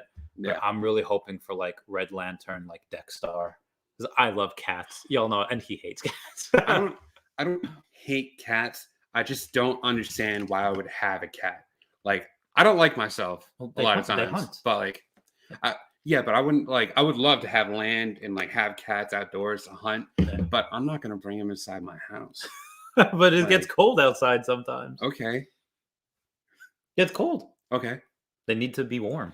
I'll build them a structure. Okay, I guess it. But like, keep them away from me. Jumping up on I love cooking, but like the one thing, it's like I have trouble eating at people's houses if they have cats. Yeah, because 9 times out of 10, that cat's gonna walk around on the counters and stuff, and like then all of a sudden you're gonna get cat hair in your food. I'm not gonna eat it. Every time I go to my girlfriend's place, why are you gonna blow her up like that? She has 3 cats. Jeez. I love them. See Bag holding them. He's holding them ghost bears for I don't know how long. Yeah. I've just never known anybody want a such. I mean, they're all over Europe. I don't. Yeah. Probably don't know. Oh, burn like Power Rangers. I forget what we were talking about. Yeah. Really notice Top Shot's physical NFT displays been bugging for a while. I don't know if you will do something like the comics. Have you? Do you ever? You know what Top Shots is, right? No. Oh, so NBA came out with an NFT thing. Like you open up these packs of cards. Okay. And they're the virtual. Okay. Yeah. So instead of they're like posterizing moments. So that's actually pretty cool. It's like they're like 6-second clips, and you own those 6-second clips, and some of them are like really cool. They're like people dunking. That's weird for the NBA to share their content like that. That's actually kind of monumental, because like I would love to talk about like sports moments on like my podcast, but it's just like like getting like licensing rights to like you share NBA clips and then talk about them. That's like a workaround. Yeah. Yeah. So if you own that clip, you can show it. Yeah, that's what it does. Top Shots. But some of them are weird. Some of them are like cool, like LeBron dunking or Dwayne Wade like going up for a block. Now I have a question. Yeah. So like you have a tablet, right? Yeah. So can you use like your VV off your phone? Like is the app like device specific? Or like if I download the app on like my iMac here, like would I be able to like pull it up and view my NFTs? So I have it on my phone and on my tablet, and I could log in on both devices. But I guess if you had it on your phone or your iPad or something, as long as I logged in and I just use my email and password, then I could do that. That's fine. I mean, because I'm thinking that'd be kind of cool. Like if you were having a party or something, and you could just like project like your NFTs in the background, like like a screensaver, like those would be like running in the background. They're in AR. And so you either need the device, or you would need Apple to come out with something like Apple glasses, and then you could be able to say, "Oh, hey, look at this! This is cool." So I can't wait for that. But that Apple glasses probably won't come out till like late next year. And then even if they do come out on time, they're probably not going to have. So going back to Monarch's comment, oh, we will do something like that for the comics. I think maybe more for some of the animated series. Because obviously there are iconic moments in comics. So, but like maybe if they had a reference from like an animated series, it's already kind of animated. Oh yeah, that would make sense. If it was going to be like the NBA, because you would need to draw out animate like the actual motions of a scene in a comic, as opposed to like where it's animated already from like. That's a good point. I mean, yeah, some of them are weird where it's just like, oh, somebody's passing the ball. It's like that's so weird. I would totally love Feral Ed from Legion of Superheroes. He was like one of the first like permanent comic book deaths. Oh. Yeah. So like the sun was about to like explode basically. Yeah. So like from a sun eater. It was like this device that like ate suns. Yeah. And so like Superboy was like weakened. And so like he's like, hey, I'll still fly. Like the device like neutralized the sun eater. And Pharaoh had like knocked him out. He's like, hey, I just knocked you down. You're not strong enough. I'll do it. And then he flew and set off the device. And like his last words were like, long live the Legion. And it's just like, badass. yeah. And it's like one of the greatest comic book stories of all time. Like if you could have that animated, I would play that 100 times a day. Yeah, and that's the thing. Each people have their own thing that like means something to them. Yeah. Like there's one. So those that don't know, I'm adopted, and that one scene in Fairy Tale. You've seen Fairy Tale, right? Yeah. Okay, and then Lucy's talking about. I couldn't think of an adoption joke off the top of my head. I'm sorry. Sorry that I couldn't think about an adoption joke. But she thinks about leaving and going back home, leaving the guild. Oh yeah. And then she's like, just as a flower can't choose where to bloom, children can't choose who their parents are. I was like, oh, that was so good. That's something that I would play. That everybody else would be like, all right, I get it. Like they wouldn't. Yeah, it's tough. Yeah, like I like that. Yeah, but I would play that. That's something I would play over and over. See no difference with the Marvel app and Veve, both in right. All right, so that's the thing. Like, yeah, you can pay. I think like what $20 a year for the Marvel app or DC app, and you get all the comic books. You could read every single comic book they ever had, but it's not an AR, and you can't resell it. You see, this like I don't do that. Yeah. You know, like if I'm gonna buy a comic book, I'm gonna try and buy it from like a bookstore or like like a comic book store. And it's like because I don't really follow comics as religiously as like I used to. It's a shame because like. Yeah, you're all about them. Yeah, I used to spend hours in the comic book store just talking to other nerds, and I miss that sense of community, and like I feel like technology is kind of like robbed. Like, oh, does that not happen for anyone anymore? Well, it's if you can rent, like all these comics and stuff, like it's like how many people are still going to comic book stores? It's a good point. I haven't been, but it's like you got to diversify. So like Magic the Gathering is so big. So if you like, I feel like it's gonna be harder for comic book stores to be just comic book stores. Yeah, it's like they got to be more. Yeah. So I mean, there have been great comic book stores I've been to that are just comic book stores, had some of the best conversations. Yeah. But you have things like the app that are like making it harder for people to come back and like the digital age is ruining comics. And it's not ruining, but and this is what I know that I'm a little bit more like old guard, but I've seen people go into comic book stores that go in and they buy the comic book just for the QR code so they can read it on their phone. I was like, why would I love touching the comic book. Yeah, like I don't know, especially like if it's like a one-shot graphic novel. I love like opening that hardcover and just like, oh yeah. Like fucking peeling the pages like slowly. It's like a thin film. It's like yeah. It's like you're singing some Marvin Gaye. It's like I've been really trying, baby. Yeah, that. Some don't like dogs inside the house. If in a boo-boo on the carpet. Yeah, not true. No, yeah. Some people don't like dogs inside the house. Some people don't let dogs on the couch. I mean, I just love. Yeah. I complain about that all the time. That he doesn't like anything. Like the things that he likes are so like niche and so like. Really, you like that? And you hate these? Yeah, I know. I'm just like a weird guy. Like I don't know. Like I didn't hang out with people a lot. Like it was like only if like I was doing an activity. If I was like if we were like playing basketball like in the street in front of my house. Like we were just playing basketball. Like we weren't talking about Pokemon. Yeah, that's a good point. We were just talking about we were just playing basketball. We were shooting hoops with Dave. And like I gotta get him on the podcast. Yeah. Oh yeah, that'd be great. He has so many Emmys too. I've tried. Yeah, he just won one too recently, right? Yeah, he won like 4. Oh my god. Yeah. That's insane. Like, I wonder how his parents feel, and then looking at like us. So like, oh, we had the winner kid. We had the one that like is doing stuff. He's winning Emmys, and he's just doing it sooner. That's like true. That's how I feel. Like I've got stuff in the works. That's true. Like I'm an accomplished community leader. You're blowing up. I'm trying. Yeah, absolutely. Yeah, that's got to feel really good for his parents. Like, absolutely. That's gotta be amazing. It's really weird. Yeah, we've had some fairly successful people come from this town. A lot. Yeah. Len Wayne, the guy who created Wolverine, Storm. That guy's from our town. He went to our high school. I did not know that. I did not know. He created Wolverine and Storm, and he went to our high school. God, that's so cool. Yeah. I had It's from this town. that's cool. I had I still have the scholarships going. The Chavez Harambe Oh yeah, Entrepreneurial cool. Scholarship Yeah. and the Harambe Chavez Community Scholarship. You should have like a live stream fundraiser for that. I should.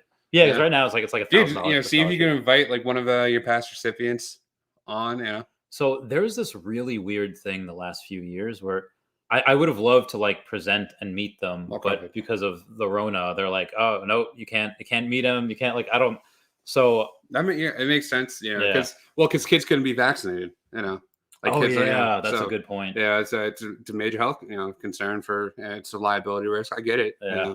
But it would be a thing to do, especially now that they're older. Yeah, I mean, I have their names somewhere in emails because they have to apply and I have to like read and see which ones are. Yeah, they probably have like a home address if you like write them like a letter. Yeah, I could just go to like the school and be like, hey, I need contact info for these guys, and they still probably have them. Yeah, think so. Yeah, I mean, I'm sure. Yeah. Like in Breaking Bad, you had Walt contact Jesse because you're still in our school system. Yeah. So if we get Bandai, we'll get Pac-Man. Probably. Yeah. Oh yeah. Did you see the Pac-Man show back in the day? Yeah, that's all right. Yeah, Wait, which one? Like the Mr. and Mrs. Pac-Man, or like Pac-Man as like a teenager? I don't think he was a teenager. So because Nickelodeon, I believe, had like a Pac-Man series like a couple years ago. Really? Yeah, I don't remember that at all. I like the holiday specials for Pac-Man. I love watching those as a kid. I do not like those. Random drops of super small artists are bad for the ecosystem. They're better off just doing more DC. I think that there are thousands of people that follow these artists that might not have otherwise known about the VV app. And the only reason I know about it is just because they follow the artists. So for context, maybe this person could respond if they're still listening. Do they buy like super small artists? Do they mean like Voltron? No. So what they did was some of the brands that we have. We just went to this thing called DesignerCon, and DesignerCon has a bunch of these really cool, like almost indie artists. Okay. Where I've never heard of like any of them. Like Brian Viveros made a couple of things. Camilla Rose. I don't know. The only one that I do know happens to be Luke Chu and his Ghost Bears. The Monkey King X Luke Chu, like these are the Ghost Bears I'm talking about because I met him like twice and I got him on the podcast. Okay, so like my only response to this is I would look at like DeviantArt. Are you familiar with DeviantArt? I know of it, but so it was where like freelance artists like went and shared their art. They would pay homage to other intellectual properties. Like, hey, this is me drawing this. They would take requests and commissions. Like that was like the original hub for artists before like Fiverr and things like that. If you want some commission, you go through DeviantArt, and they would talk about DeviantArt at Comic-Con, and they would say, "We love seeing artists like draw our stuff." Yeah, because it shows us what's possible. It shows us what people are like. Yeah, and it's like it gives us the chance to like scout the talent. It's a good point. Yeah, that's a really good. It's point. Like bloggers that become writers of comics, yeah, like Gail Simone. She like Kyle Rayner had a pretty controversial storyline where like his girlfriend was like murdered and her body was like stuffed in a refrigerator.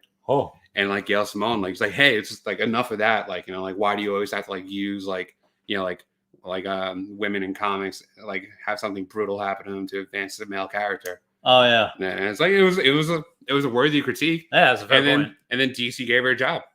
And I think she wrote Batgirl and like Birds of Prey. And was this in like the late 2000s? 90s, 2000s, yeah. Yeah, I feel like I remember people like liking the Batgirl comics more than the Batman one.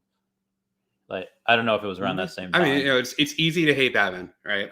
It's so easy to hate Batman because he just shoved down your throat. Doesn't like forced on you. Yeah. He's just a character that's forced on you, and it's like I don't care about you. I don't want to look at you. Like, get on my face, Batman. Yeah, and this is why I like Wonder Woman. Like, there's even a line of also forced on you. Just by the way, I'm not a fan of the Trinity because it's just like, never mind. Yeah, no, I get it. It's like they have to push like Nickelodeon that doesn't cancel SpongeBob. Yeah, it's like stop forcing it down my throat. Like they can just be there and people will buy the book. Yeah, but like and like people they like it's a business obviously, and they say it all the time. It's like we hear all the time about people talking about how much they hate Batman, but guess what? Like those same people talk about how much they love Demon Knight, but Demon Knight's not selling. We're gonna drop Demon Knight and release another Batman title. Yeah. People are still gonna buy Batman regardless of whether they like him or not. That's a good point. Because that's what they know. Yeah. They know Batman, and That's a really good point. But because of that, they also missed some really good opportunities, like Injustice series. Like, All right. I like Wonder Woman where she has a line in the comics says like, unlike Batman and Superman, like when I have an enemy, I deal with them. And I was like, oh yeah, that was like recent too. Like, I like that. That's nothing special. I like that. I like Batman holding the nuke in attempting to save Dark Knight. Oh, that was the one. Did you see that movie? No. That was he like has this thing where he's like, I'm gonna sacrifice myself and bring the nuke over the city or like over the ocean and then explode it, so it doesn't like reach the city. So he does that. He like saves everyone by bringing the nuke on his bat plane. And, okay. Yeah, it's Pokemon cards on Veve or Pokemon figures on Veve. I'm hoping for Pokemon figures because the Pokemon cards, if we get them. If they're giving us the cards, it's going to be static, but a figure is dynamic. Well, not only that, if they give us the cards and we're not allowed to actually play like the Pokemon game with the cards, then there's no point. Yeah, for me because I love playing. But if they do the cards, they're not going to just be like, oh, here's like only 100 or 1,000 Secret Rare Charizards, because you have to, in order to play the game, you need multiple of every one. Like if you have a fire deck, you need like 4 Charmanders, 3 Charmeleons, 2 Charizards to really play with them. And no, that makes sense. Yeah. And if you're only giving out a certain, so you need a bunch. But the statues, unless they alter the game, like a Veve Pokemon card game, I would not like that at all. No, that's fair. I would hate that. I would hate that if they did that. But yeah, if they did the, what do you call it? If they did the statues, yeah, I okay, yeah, that's fair. Like I want the. Thank you for the great insight. Yeah. Fairy Tail so underrated. Cheers to you as well, France. Cheers, France. I love Fairy Tail. Yeah. It's one of my top 3 animes. That's like one of my favorite things. It's up there with like Gundam, Iron Blooded Orphans, and Digimon. Love it. Happy's like my favorite character because he's a cat. I like Gray. I like Laxus too. Yeah. It's like, hey, this is my stuff. I can listen all day. Yeah, our ship. So I have some people that they're like truckers and they like drive all that and like they listen to me while I'm driving. So it kind of forces me to stay on a little bit. You see, all right, this is a problem I have because you have such like your voice is so like mellow at times. Like talking to you yesterday, like almost could have put me to sleep as well. I was like, wait a minute, is this counterproductive? I drove for like 11 hours from North Carolina back to New York. So long. And it was like, whoa, man, come on, bro. It's like, you're supposed to be keeping me up. I gotta hype myself up here. Yeah. I have my comics in the app is only like having physical stuff in boxes. I love a display device. I think they will come out with that in the future. Yeah. Like they'll have a frame or something that you can go and do. Like a digital frame. Yeah. Man, that's kind of cool. Like I was talking about that earlier, like having like a screensaver. Yeah. Maybe that's when they set it. Yeah, maybe. If we get all Street 4 Fighter. of them. Oh, wait, all 4 of them would be great. Like if we get all 4 of them, then we get like an animation or something. Oh, that's cool. How would Street Fighter? Well, we have Street Fighter, so we have the licenses for that. Did you watch the YouTube show that was put on by Machinima, the Street Fighter one? I didn't. I've been meaning to. So good, especially because they had a Street Fighter Power Rangers crossover, where like Ryu became a ranger. From Machinima, or really? Yeah, and like Ryu became like the Ryu Ranger, so like he was in like the Battle of the Grids, like as a special like DLC. Dude, that was. Because Machinima takes really good care of their properties. They had a Mortal Kombat one. Same actor. And JDF. Jason Frank. Love him. Oh, the trailer for Legend of the White Dragon came out yesterday. Oh, at least I saw it yesterday. I heard about that on Instagram. I didn't see it yet. On the Harambe. Yes. Yeah. Here without Harambe. You're still with me in my dreams. I'm 41. Favorite yes. Yes. Luke Chu. I know. I love Luke Chu. What's up, Aldous? Hey, what's up, Randy and Ty? Big hugs. Voltron to the moon. To the moon.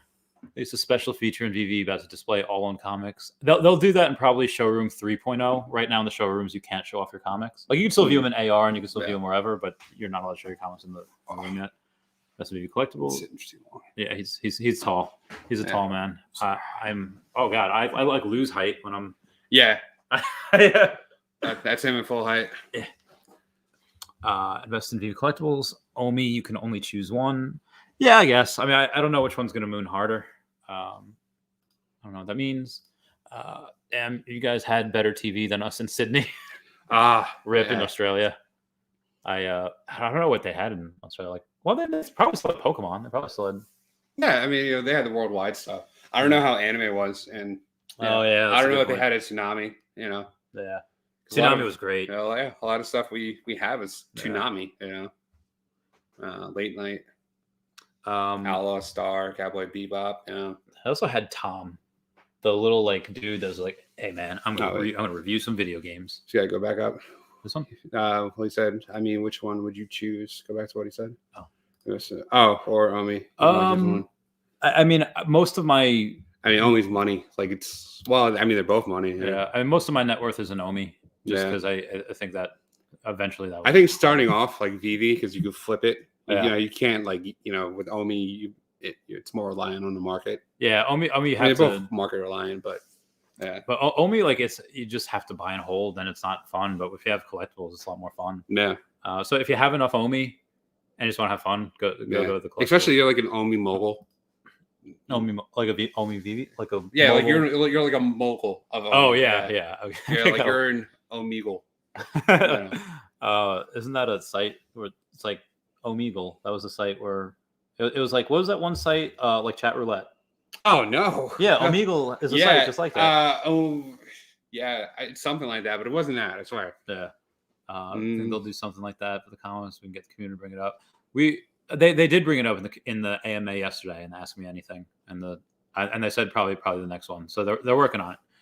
I'll choose one: Cartoon Network, Nickelodeon, Disney Channel, or Kids WB. All right. Well, Kids WB and Cartoon Network are both Warner Brothers. Okay. So it's like, I'll go with Cartoon Network.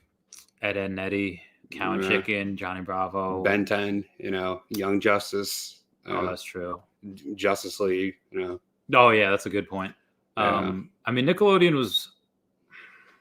I mean, I liked Rugrats, like Angry Beavers. Hey Arnold was so good. Nickelodeon, I feel like lost a lot of their rights and stuff. Nowadays, like I don't know, because they had Marvel content, but they lost it. Oh yeah, they had X-Men. Wolverine and the X-Men.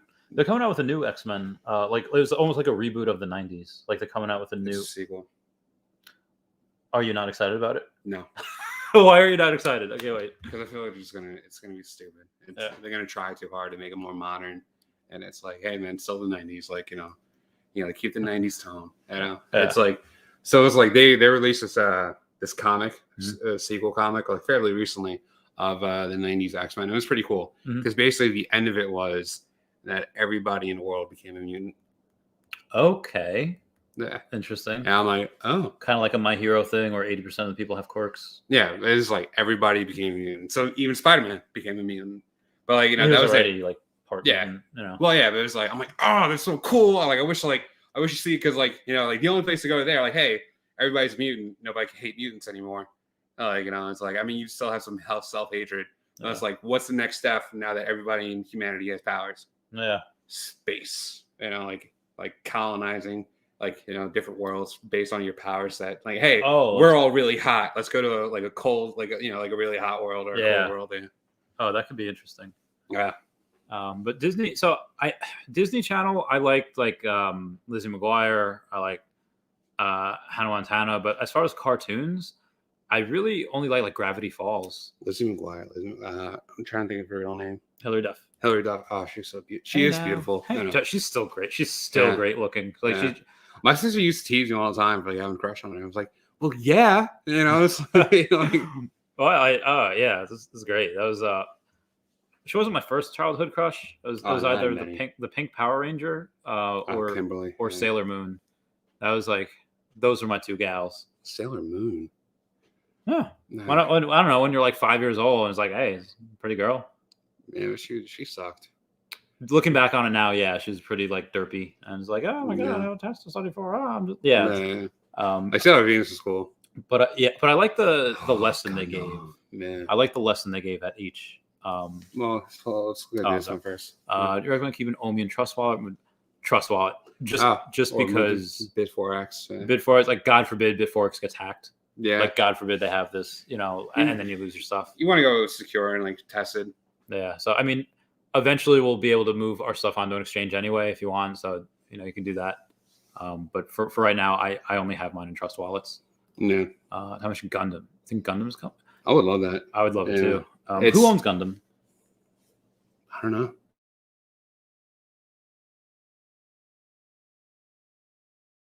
Because the original creator is still alive, since 79. It's been around. There's been so many different animes, games, mangas, books. It's such a franchise. And but anime over it might there just be its own thing. Doesn't like anime over there like how many studios like in order to get the license? Well, it's a multiverse, so they could all be different. Like Netflix just produced Hathaway's Flash.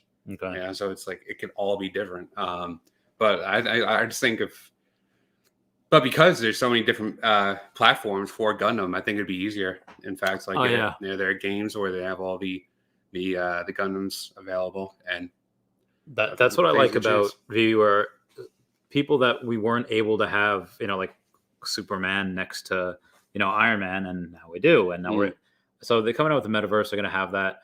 What's more powerful, the Voltron or Gundam?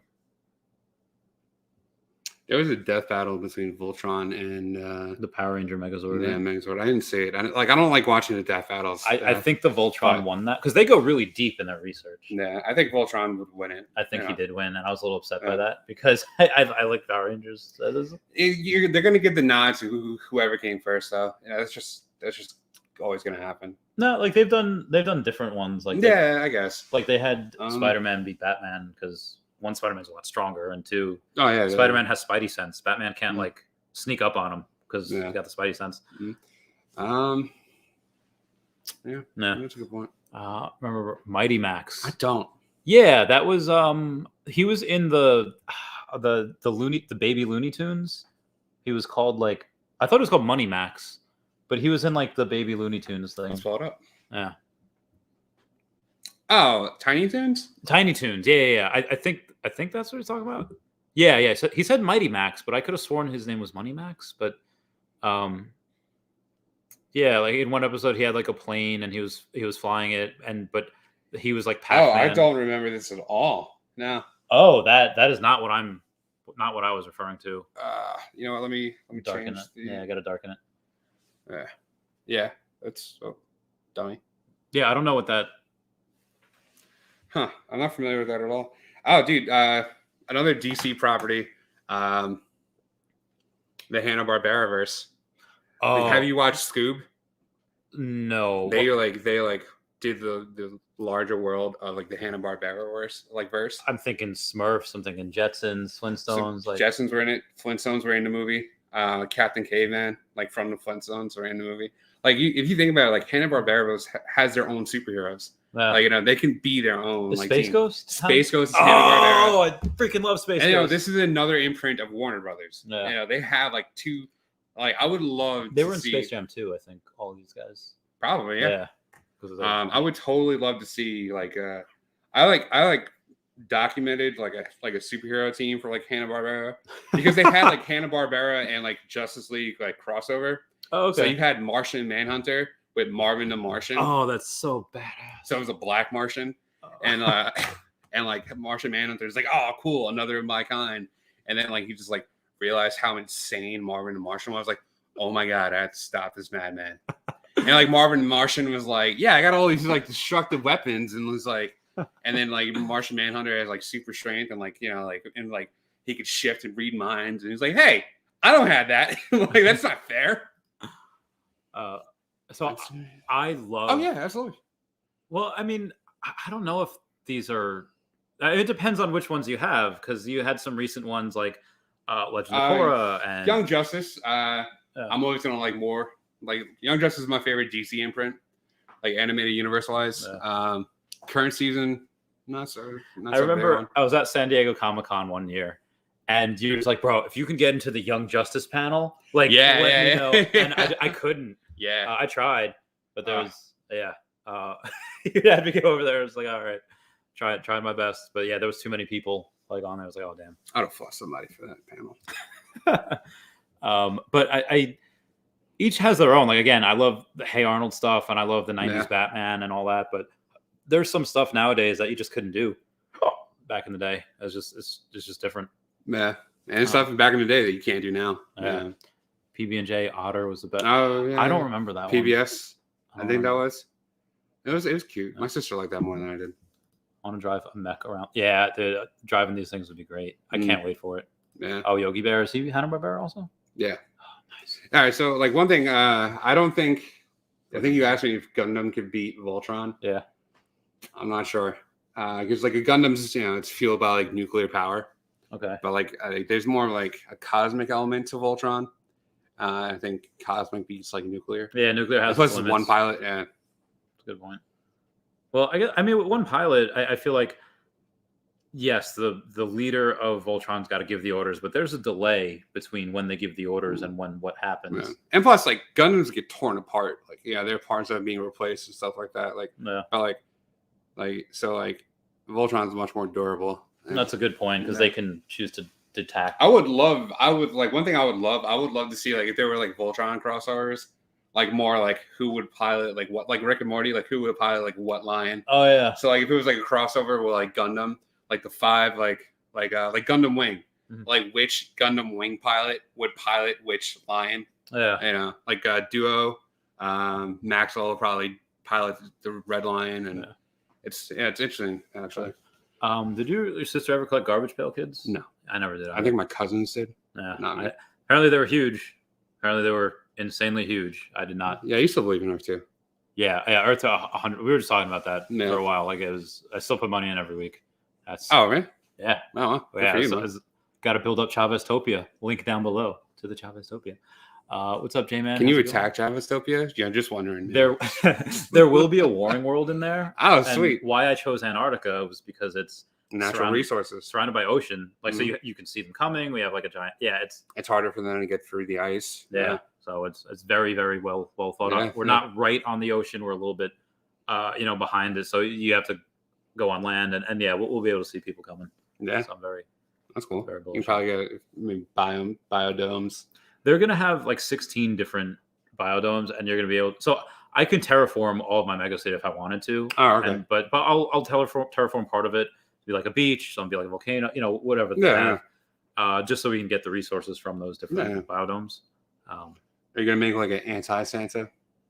Like I didn't even think of that. Yeah, that'd be great. Krampus in the Southall. So here's the thing. I don't know if I ever mentioned that U.S. Air Force has a base down there, and so Ice Core Labs, I visited their facility when I worked with FEMA. Oh, really? Yeah, and so because they're based in Denver, so they study the ice from Antarctica, and it's freezing in there. Like we were all wearing our parkas, but like my government issued parka wasn't long enough.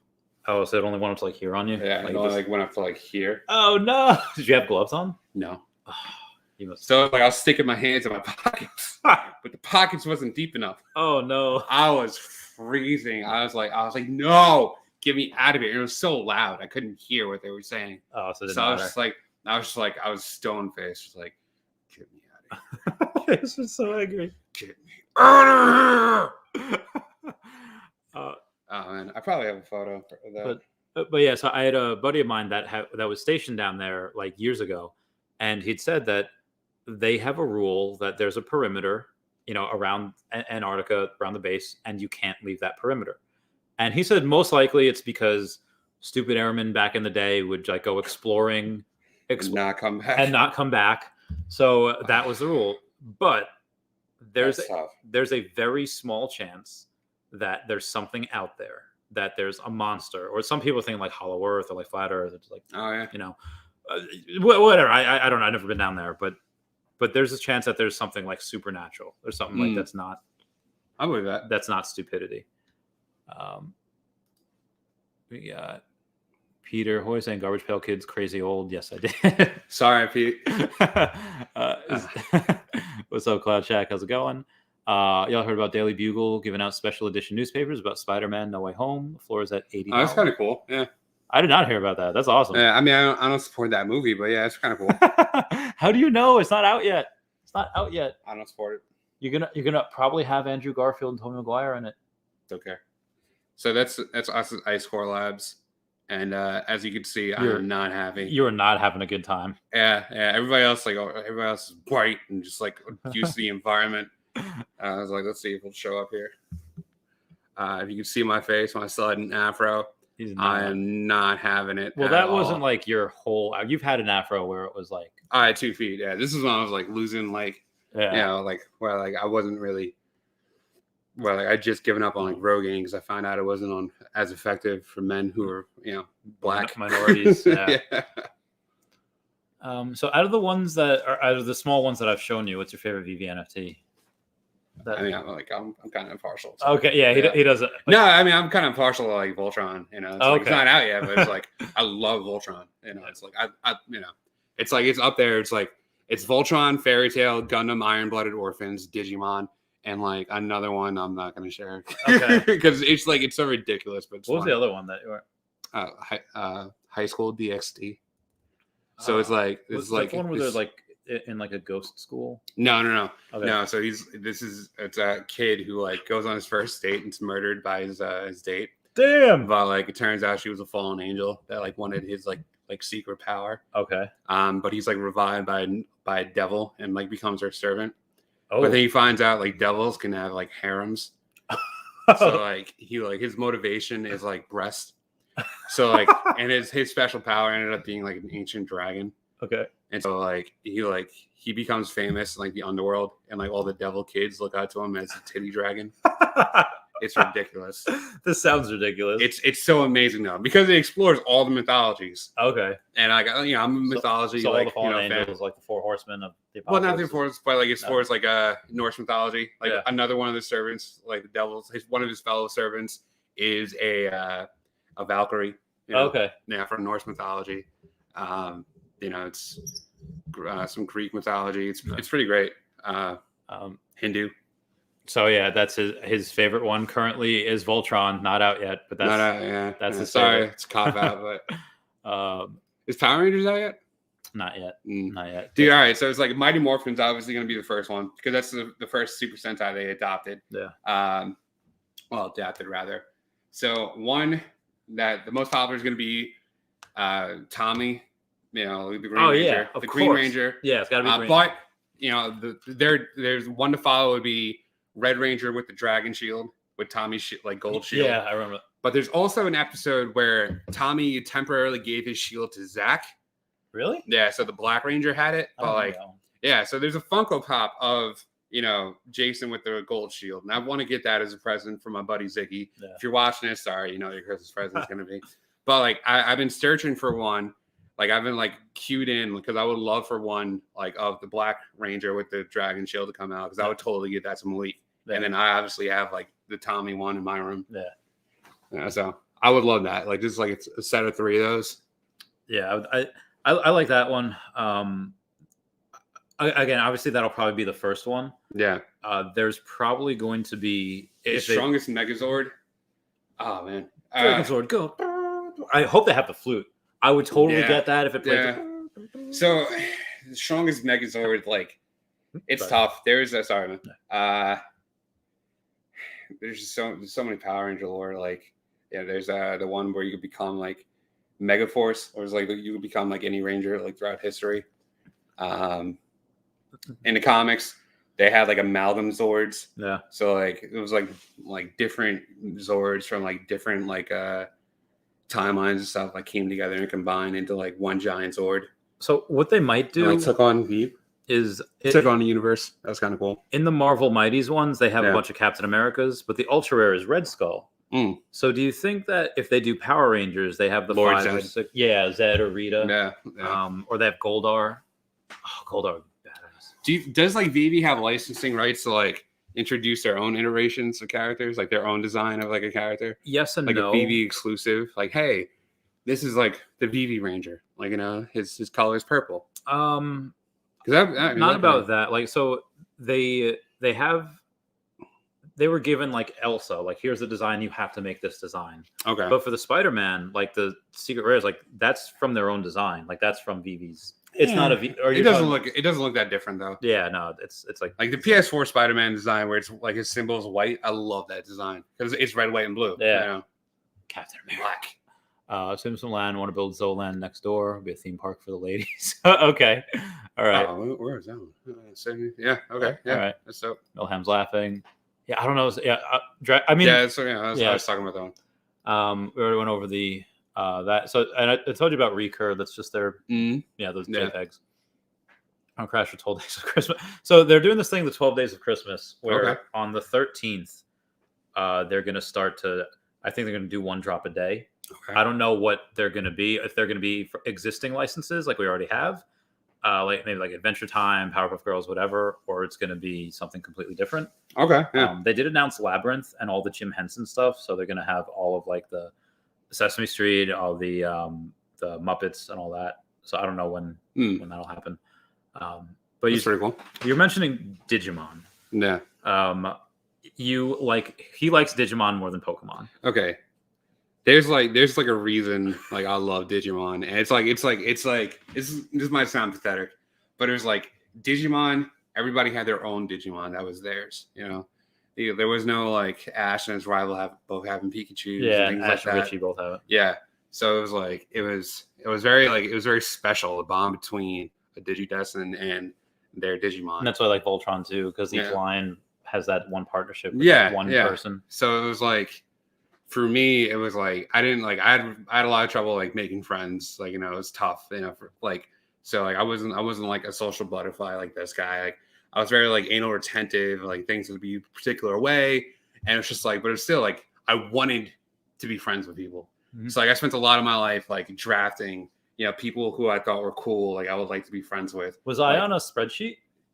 I didn't have spreadsheets back then, okay. But you were definitely on one of the lists. Okay. I'm like, yeah, like he would be like a really good partner of like Gomamon or something like that. So it's like, you know, it was Digimon expressed my desire to like have friends and like be creative, and you know, I don't know. It was just like Digimon were my friends as a kid. Yeah, I feel you. But yeah, like when it was like I forgot, it was like 13 or 14, whatever. Like, he invited me to a Red Sox Yankees game, which for those of you that aren't into baseball, that's one of the games you want to go to. They're both good teams. It's a good rivalry. Yeah. And especially like in New York, like you really want to go to that. Oh, yeah. And then I was like, no, I've got school tomorrow. I was like, are you kidding me? So I'm still salty about that to this day. Like it's been like 15, 20 years, whatever. Yeah. But for the market, I mean, the market's going up right now. So will that change in 3 or 4 days when we have the 12 days of Christmas? I don't know, but right now it's going up. High school DXC. Yeah, he loves that. Yeah. What's going on? How you doing? Adam Williams. I have a buddy named Adam Williams. Oh, maybe it's the same. Went buddy. to UConn together. Oh, Adam Williams. Did you go to UConn? Felt like in the marketplace when the real world holding these newspaper and many wanted to buy, we have this in the Veveverse. Like in the marketplace, but in the real world, holding these newspaper and wanted to buy. I'm not 100% sure what that means. No. But yeah, we might have everything in the Veveverse. Gabiro says we need the Rangers, the Ninjas out. Yeah, the Avenues. Yeah, that'd be pretty dope. They would have to have. They'd probably have a couple of drops because Zordon, Alpha. That like I want a Zordon. Alpha 6. Yeah. Which Alpha is 6? Is that his full name? Mm-hmm. Oh. Did they ever go into what happened with the first 5? Yeah, in the comics. What happened to him? They were like destroyed or evil. Oh, damn. Well, I guess if you're going to create a sentient being, it's a chance. Maybe that worries me though. That sentient. That they're. Well, he seems pretty. Oh, not teenagers are not teenagers. Oh. Yeah, because logically, teenagers are a defective product to investment. I know it's true. I don't know why he would pick teenagers. Because they got the most attitude. That's true. And you need attitude to power the morphing grid. That's good. It's morphin' time! Ooh, Dragon. My favorite VV comic? I don't know. I would probably say, and this is not, which ones I think will moon harder. Obviously, I watched, because you talked about original like Wonder Woman on there. Yeah. I watched a recent like a DC movie. Mm-hmm. It was like the Justice Society during World War II. Yeah, and it was being led by like Wonder Woman, and I just thought it was so funny because like originally the Justice Society of America, it was a precursor to the Justice League. Wonder Woman wasn't allowed to be a member because she was a woman. Yeah, so she was their secretary. Oh my god. And so like watching this, I'm like, yeah, okay, she's a leader in like 1942. That's a good point. Yeah. Well, I mean, also if you're Wonder Woman and you're like the second strongest person in the universe. All right, so like this is back in the 40s where like if you like grabbed both of her wrists, like she was powerless against you. Really? Like that was like one of her weaknesses, like binding her wrist. Oh my god. All right, so that's a real. I'm gonna say either Hitmonkey or Ultimate Fallout as my favorite ones because cool. Yeah. because I love that Hitmonkey all of the Hitmonkey stories. I've read most of them, and the Ultimate Fallout one, that's just the first appearance of a brown superhero in the comics on the Veve app. Like you didn't have that beforehand. And even the cover back in the day. I mean, Ty will know this, that they. It's Miles. Yeah, it's Miles Morales, but they covered the face, so you didn't see it. He's black, I mean, he's half now. He's half biracial. Yeah. So people were actually mad about Into the Spider-Verse 2 because the hair for his design changed, so it's less like an afro and more curly. So there was a giant discussion in like my black anime group. Yeah, and it's like, hey, like I'm biracial, and it's like you generally inherit like your mother's father's hair. So like seeing him inherit like a more like Latin, hairstyle was actually like it made sense to me. Yeah. And like, but people are like, nah, it's like, it's like they're trying to make it more appealing to like, like white people and stuff. And it's like, I mean, he's still black. Yeah. Like maybe. I don't know. Wouldn't mind War Greymon. Yeah. War Greymon's cool. As we're referring to giveaways each day. May not mean a drop every day for 12 days, but we'll see. Good point. They really say the drop. Maybe I misheard that. Maybe it's not. Maybe it's just the giveaways that they're doing. But who knows? What Christmas? I think the Grinch. Santa. Dude, I would love to see like Santa, the Grinch, and like Krampus just like duking it out. Oh, it'd be epic. Well, I guess the Grinch is a modern version of Krampus. Is it? I mean, as you think about it, it's like curmudgeon. Yeah. I mean, Krampus is more into disciplining children, and like the Grinch is more into like ruining Christmas for everybody. Yeah, that's a good point. I didn't see the Krampus movie. Did you see it? No, I don't watch horror movies. Oh yeah, forgot. I love horror movies. I love it. So I saw the most recent Paranormal Activity, and it was all right. Just give me that side eye. But yeah, I would want to see a partnership with Coca-Cola, and I would want to see Santa Claus and polar bears. Oh, like Hess trucks. Yeah, Hess trucks that'd be kind of awesome cool. too. It's like, yeah. I love the color scheme, like green and like white. Yeah. That's why I love the Power Ranger comics when like Lord Draken, even though he was the evil version of Tommy, like he had the combined powers of green and white. I was like, that's cool. No one will understand like why we love that so much. I think Nick even likes it still. It's good stuff. Newspaper, the special editions of Spider-Man as they ran out. Oh, okay. Water. Yeah. They ran out because there were only 3,000 made. People were going crazy to buy one. But from anyone that had one, many flipped for hundreds of dollars. Oh, well, yeah, if there's only 3,000 made. And the Bugle released these special editions of Spider-Man. Oh, so people made bank. Matthew Lambies, the creator of Wonder Woman, also invented the real-world lie detector test, the lasso of truth in the comics. Yeah. And was into bondage in his private life, dominating women. That's why bounding her wrists made her powerless. Oh, damn. Dude, I'm telling you, it's a funny thing. Like, it's like, we talk about like, someone talk about like, hey, like comics were always like political in their storylines and whatnot.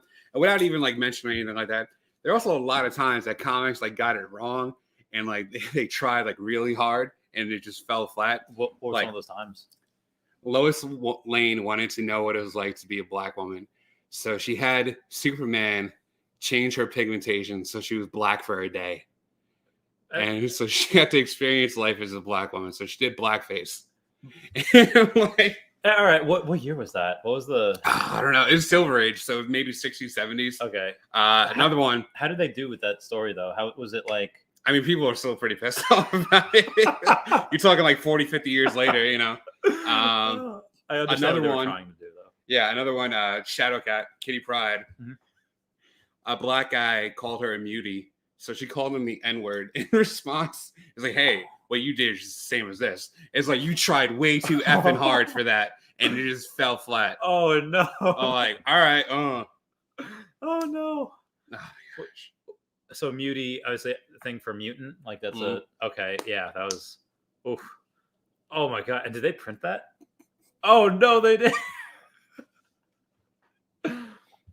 Like she's like this PC leader of the X-Men. And it's like, nah, chick, you're still that racist little Jewish girl from Long Island. We remember. Pepperidge Farm remembers. Christmas gold drop. There'll be a gem squeeze. I thought there was gonna be, but people now they're driving up the price of Wonder Woman and Steve Rogers. Things are. I did not expect this. I figured for Christmas it'd be. Again, the people that need to cash out. Let's say there's 100,000 people that really need to cash out, and they're selling their gems, for discounts. Okay, well that's made up in 5 days because about 20,000 people minimum are joining the app every day. So.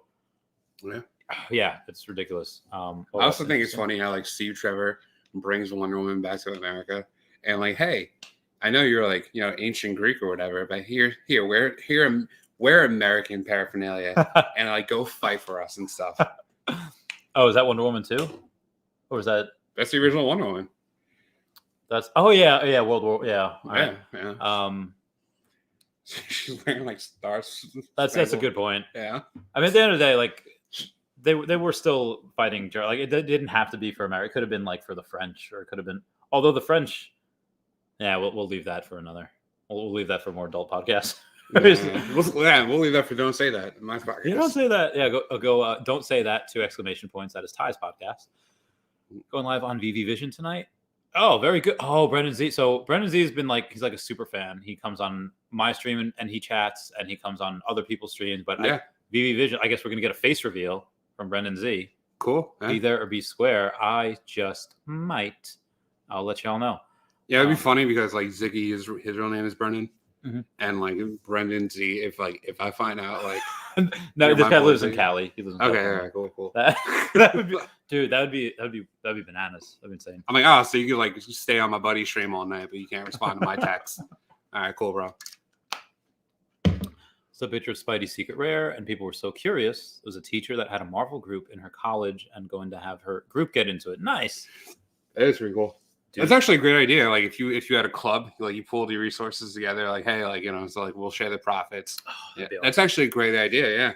Oh gosh, yeah. Do that because like, get a group, like have a group fun, and you agree. Like if you get like an ultra rare or something, you flip. Like you all like agree on a timetable when you flip it, and then split the margins. Because the secret rare you could have gotten at the drop for 400, but now it's like $17,000 now. So it's like, oh yeah, wait till it gets to 10 grand, split it, and then we'll all keep it. Like, yeah, oh, it's nuts. Or how people like going for the lotto, like people going in together for like this is it. And the comics again, they're $7. Like so, some of these like that's a $400 one. Not everyone can afford $400. Yeah, that should be like another Patreon group for you. And it's like, hey, let's split it, guys. So we had this. This interesting somebody this guy Andre Jick, the one I had on my channel recently, is coming out with a paid Patreon group with this one guy Foster Hilt, and Foster Hilt is very knowledgeable, and Andre Jick has like 1.8 million followers on YouTube. So it's really a really good idea because he's going to mention in every single one of his videos all the Patreon, and it's going to bring that many people and expose them to Vivi. But some people saying like, oh, well, you should do it for free. And well, you got to put the money up. If you put the money up through like, Patreon, that's one way of doing it. Oh, the Patreon is like, it's just like a spread of information. Like that's what they're doing. They're not doing the, hey, put up. Oh, they're not like, no, it's not like a community thing. No, it's okay. Like, we'll give you like the best information type of deal. So, but again, if you're new, I think that's a good idea. If you're somebody that's, like, if you have me, you're probably not going to go do that. You'd be like, oh, just shoot me a text. I'm like, oh, hey, what should I do with this drop? I'm like, all right. Well. I wanted to do that for you, like Earth 2. Like, hey man, you should be like an Earth 2 real estate developer. Like, get people to pool money together, and then like, hey, like I get a portion of this, and like, that'd be a really good idea. Like almost like a mutual fund. Yeah, exactly. That's exactly what it was. I would love to do that. I would love to say like, because again, like most of my funds are in crypto.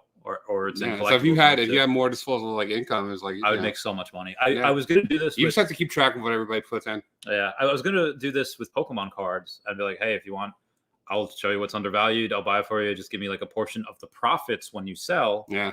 I didn't have like a Series 7, 67 license. Like I wouldn't, because I know it's hard for you to get people to like go in on Omi, like all your friends. Because it's you. And we hate your guts. And nobody's doing it. Like. But I mean, but to their credit, I've been talking about Omi since 0.007. No, and now it's 0.005, so it's lower. But I'm still up because I bought all the way down to 0.001 dollar cost average. Very excited to see if they give away some of the low mints they've held back. I want to see the whole of the whales go crazy, making all. So that's the other. I know a couple of millionaires that are already in this, like already like sweeping floors and already buying so much on me. I just had this guy, Lewis Morgan, on. You know who he is? So name sounds familiar. Co-founder of Gymshark. He has like that clothing line. He's from the UK, but it's not 100% popular here. But I just saw him on your Facebook page. That's why. Oh yeah, yeah. So they hold back the first 40 mints. So on the Voltron, the lowest mint that you can get is number 41. So you wouldn't be able to get. Yeah. The other one would be try that. Do low. So why do they hold them back? Like for for like the legend stores, for giveaways, you know. Yeah. I was about to say, I'm like, yeah, giveaways is just a good idea. Yeah. All right.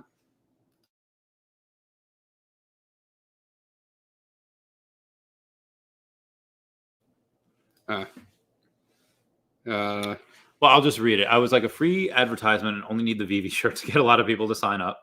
Oh, no, I went. Okay. I got many sign up today. Yeah, this was really delayed. Got many sign ups today. Let's go, Veve fam. Let's get it. Are there any important universe? Oh, okay. Numbers you know about in the Marvel DC universe? Like, obviously, the 616 is probably going to be the most. 1610, Ultimate Marvel. Okay, so 1610's a big one. This Squadron Supreme, I think that's 712. It's another one. All right, so 1610, 712, and those are the big ones that people would want, the favorite ones. How do you stream so much? I have time. You know, a lot of other people in this Veve fam, they have jobs, and yeah, they're retired. Yeah, I'm retired, so and you still have Pokemon cards, so if you're, you know, you could always just I have 3 left. 1 sold today. I have to get out tomorrow, so I have 2 left. Oh wow! Yeah, okay. It is. I need Omi to Moon hard. Do you have like a name now that you like charge people higher prices for your cards? If I still had the higher end cards, yes, but the higher end cards are pretty much gone. I have like 2 cards left after today. After today, oh, sorry. Goofy movie. After today. Yeah, I forgot the words. Yeah, our brains will be snoozing after today. Because I remember the Seven Campbell ones, like songs from that movie. That was a great soundtrack. That was the best Disney movie. That was straight fire. I don't know about the best, but it was like my favorite. It was like, you know, it was like the guy side of Disney movies. Yeah. So it was like Tarzan, Treasure Planet, and the like Goofy movie, and Hercules. Yeah. You know, Atlantis. They were like the Disney princes, I guess you'd say. Yeah, that's a good point. Or the Disney orphans.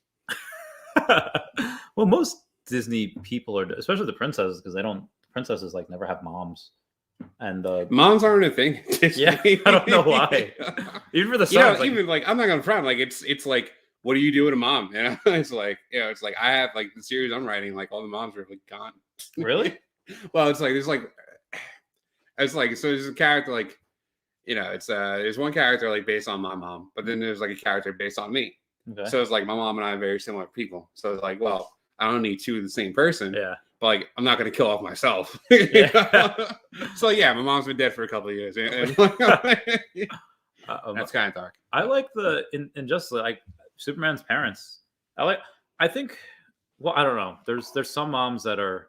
There's some older people that just like they kind of smile and they nod and they don't really know what's going on. That would not be my mom. But there are some older people that are just titans. Like I don't know if you ever see J. Edgar. It's a movie about J. Edgar Hoover. Yeah. And wait, was it Matt Damon? He was like really fat. Yes. Yeah. And then the I didn't see the movie, but I know the mom was M. She was like Moneypenny from and he would always go to his mom. It was Leonardo DiCaprio. That's who it was. And he would go to his mom for advice. And his mom would be like, give him like the business. Like, no, this is not what you're doing. This is what you need to do. And like, that's awesome. Like, I wish all moms were like that. Cause there are some moms that they don't know anything. That's my mom. Like my mom's like, and that's why she can't be in the show. Cause that's supposed to be what my characters do. Yeah. That'd be a great thing, like if they had it in My Hero Academia, where what's his name? His mom looks just like him. The explode. I forget his name. Oh, Bakugo. Yeah, Bakugo. Yeah. His mom looks just like him. Yeah, and she's like, yeah. She's a milf. Well, she's a model. Yeah, like that's her job. Yeah, and like his dad is like her agent. Like that's. But it's like the story of how like they got together. Like his mom like bullied his dad into dating her. Yeah, That's hysterical. like That's hysterical. Yeah, that bedroom is anyway. Brandy, joint or blunt? I don't really smoke. I don't really. People were trying to get me to smoke like in DesignerCon. And I was like, I don't really smoke. Like I'll drink a lot, but I don't. Yeah, same. I'd rather just drink. You guys are awesome, geek too. More collabs, please. In the future, we will. Yeah, for sure. Randy is the motherfucking man. Gracias, on my child. He's the man. Right? Thank you. We had another podcast. It's called Punches and Pokemon and Punches. Yeah. The sound quality wasn't the best. That was partially my fault in that one. But yeah, if it's like 2 hours long, I would recommend watching it at like 1.25 speed here on YouTube. It would just go a lot faster. We took a lot of breaths, like reading over. Yeah, it's called Punches and Pokemon podcast. It's an hour 58. Yeah. And it was, we were far away from like the speaker. So that's why. You can still hear it though. It's, turn it up a little bit. We gave all the Gen 1 Pokemon evolutions. Yeah. So everyone had like 3 stage evolutions. Yeah. So that was pretty cool. I enjoyed that. Yeah. And maybe some people maybe link that to this one, Well, it's on my playlist. So the link will be, just go to my playlist and it's on there. For sure. Awesome. Thank you, Omar. But we've been going for almost 2.5 hours. I've got to get to the gym. Yeah, for sure. I don't know what time Jen's coming over. So. Yeah. Before you go, if you want to check out the Don't Say That podcast, it's a combat comedy podcast where me and my friends we rip on each other, talking about other geekdom stuff. We talk about sports. We talk about anime. No. Our inaugural episode we posted 2 weeks ago, and then I went on vacation. But we talk about our favorite cartoons. So it's really good. Wow. Check it out if you guys and there'll be more content to follow. And actually, you were on another podcast of mine where we crapped on all the people we went to high school with Justin Pierce. Yeah. Yeah. That was we dropped some names on that one. It was a number 6 and number 6 part 2. Yeah. Sorry, I ran into Mary Goulet the other day. She's doing well. Oh, cool. Yeah, she's doing good. But yeah, so if you want more of Ty, you get the link down there to his podcast. He's on a couple more of mine. Just look for it was great. I forgot we did that outside. We got it was cold. I got tipsy because it was just freaking White Claw. Oh yeah, and you could hear the wind going into my microphone. Yeah. Wow, that was great. That was a good day. Yeah, that was good times. All right, we're gonna bounce. So I head to the gym. I'll catch y'all later. Goodbye. Woof, woof. Say, where's Dashy? Ending the broadcast.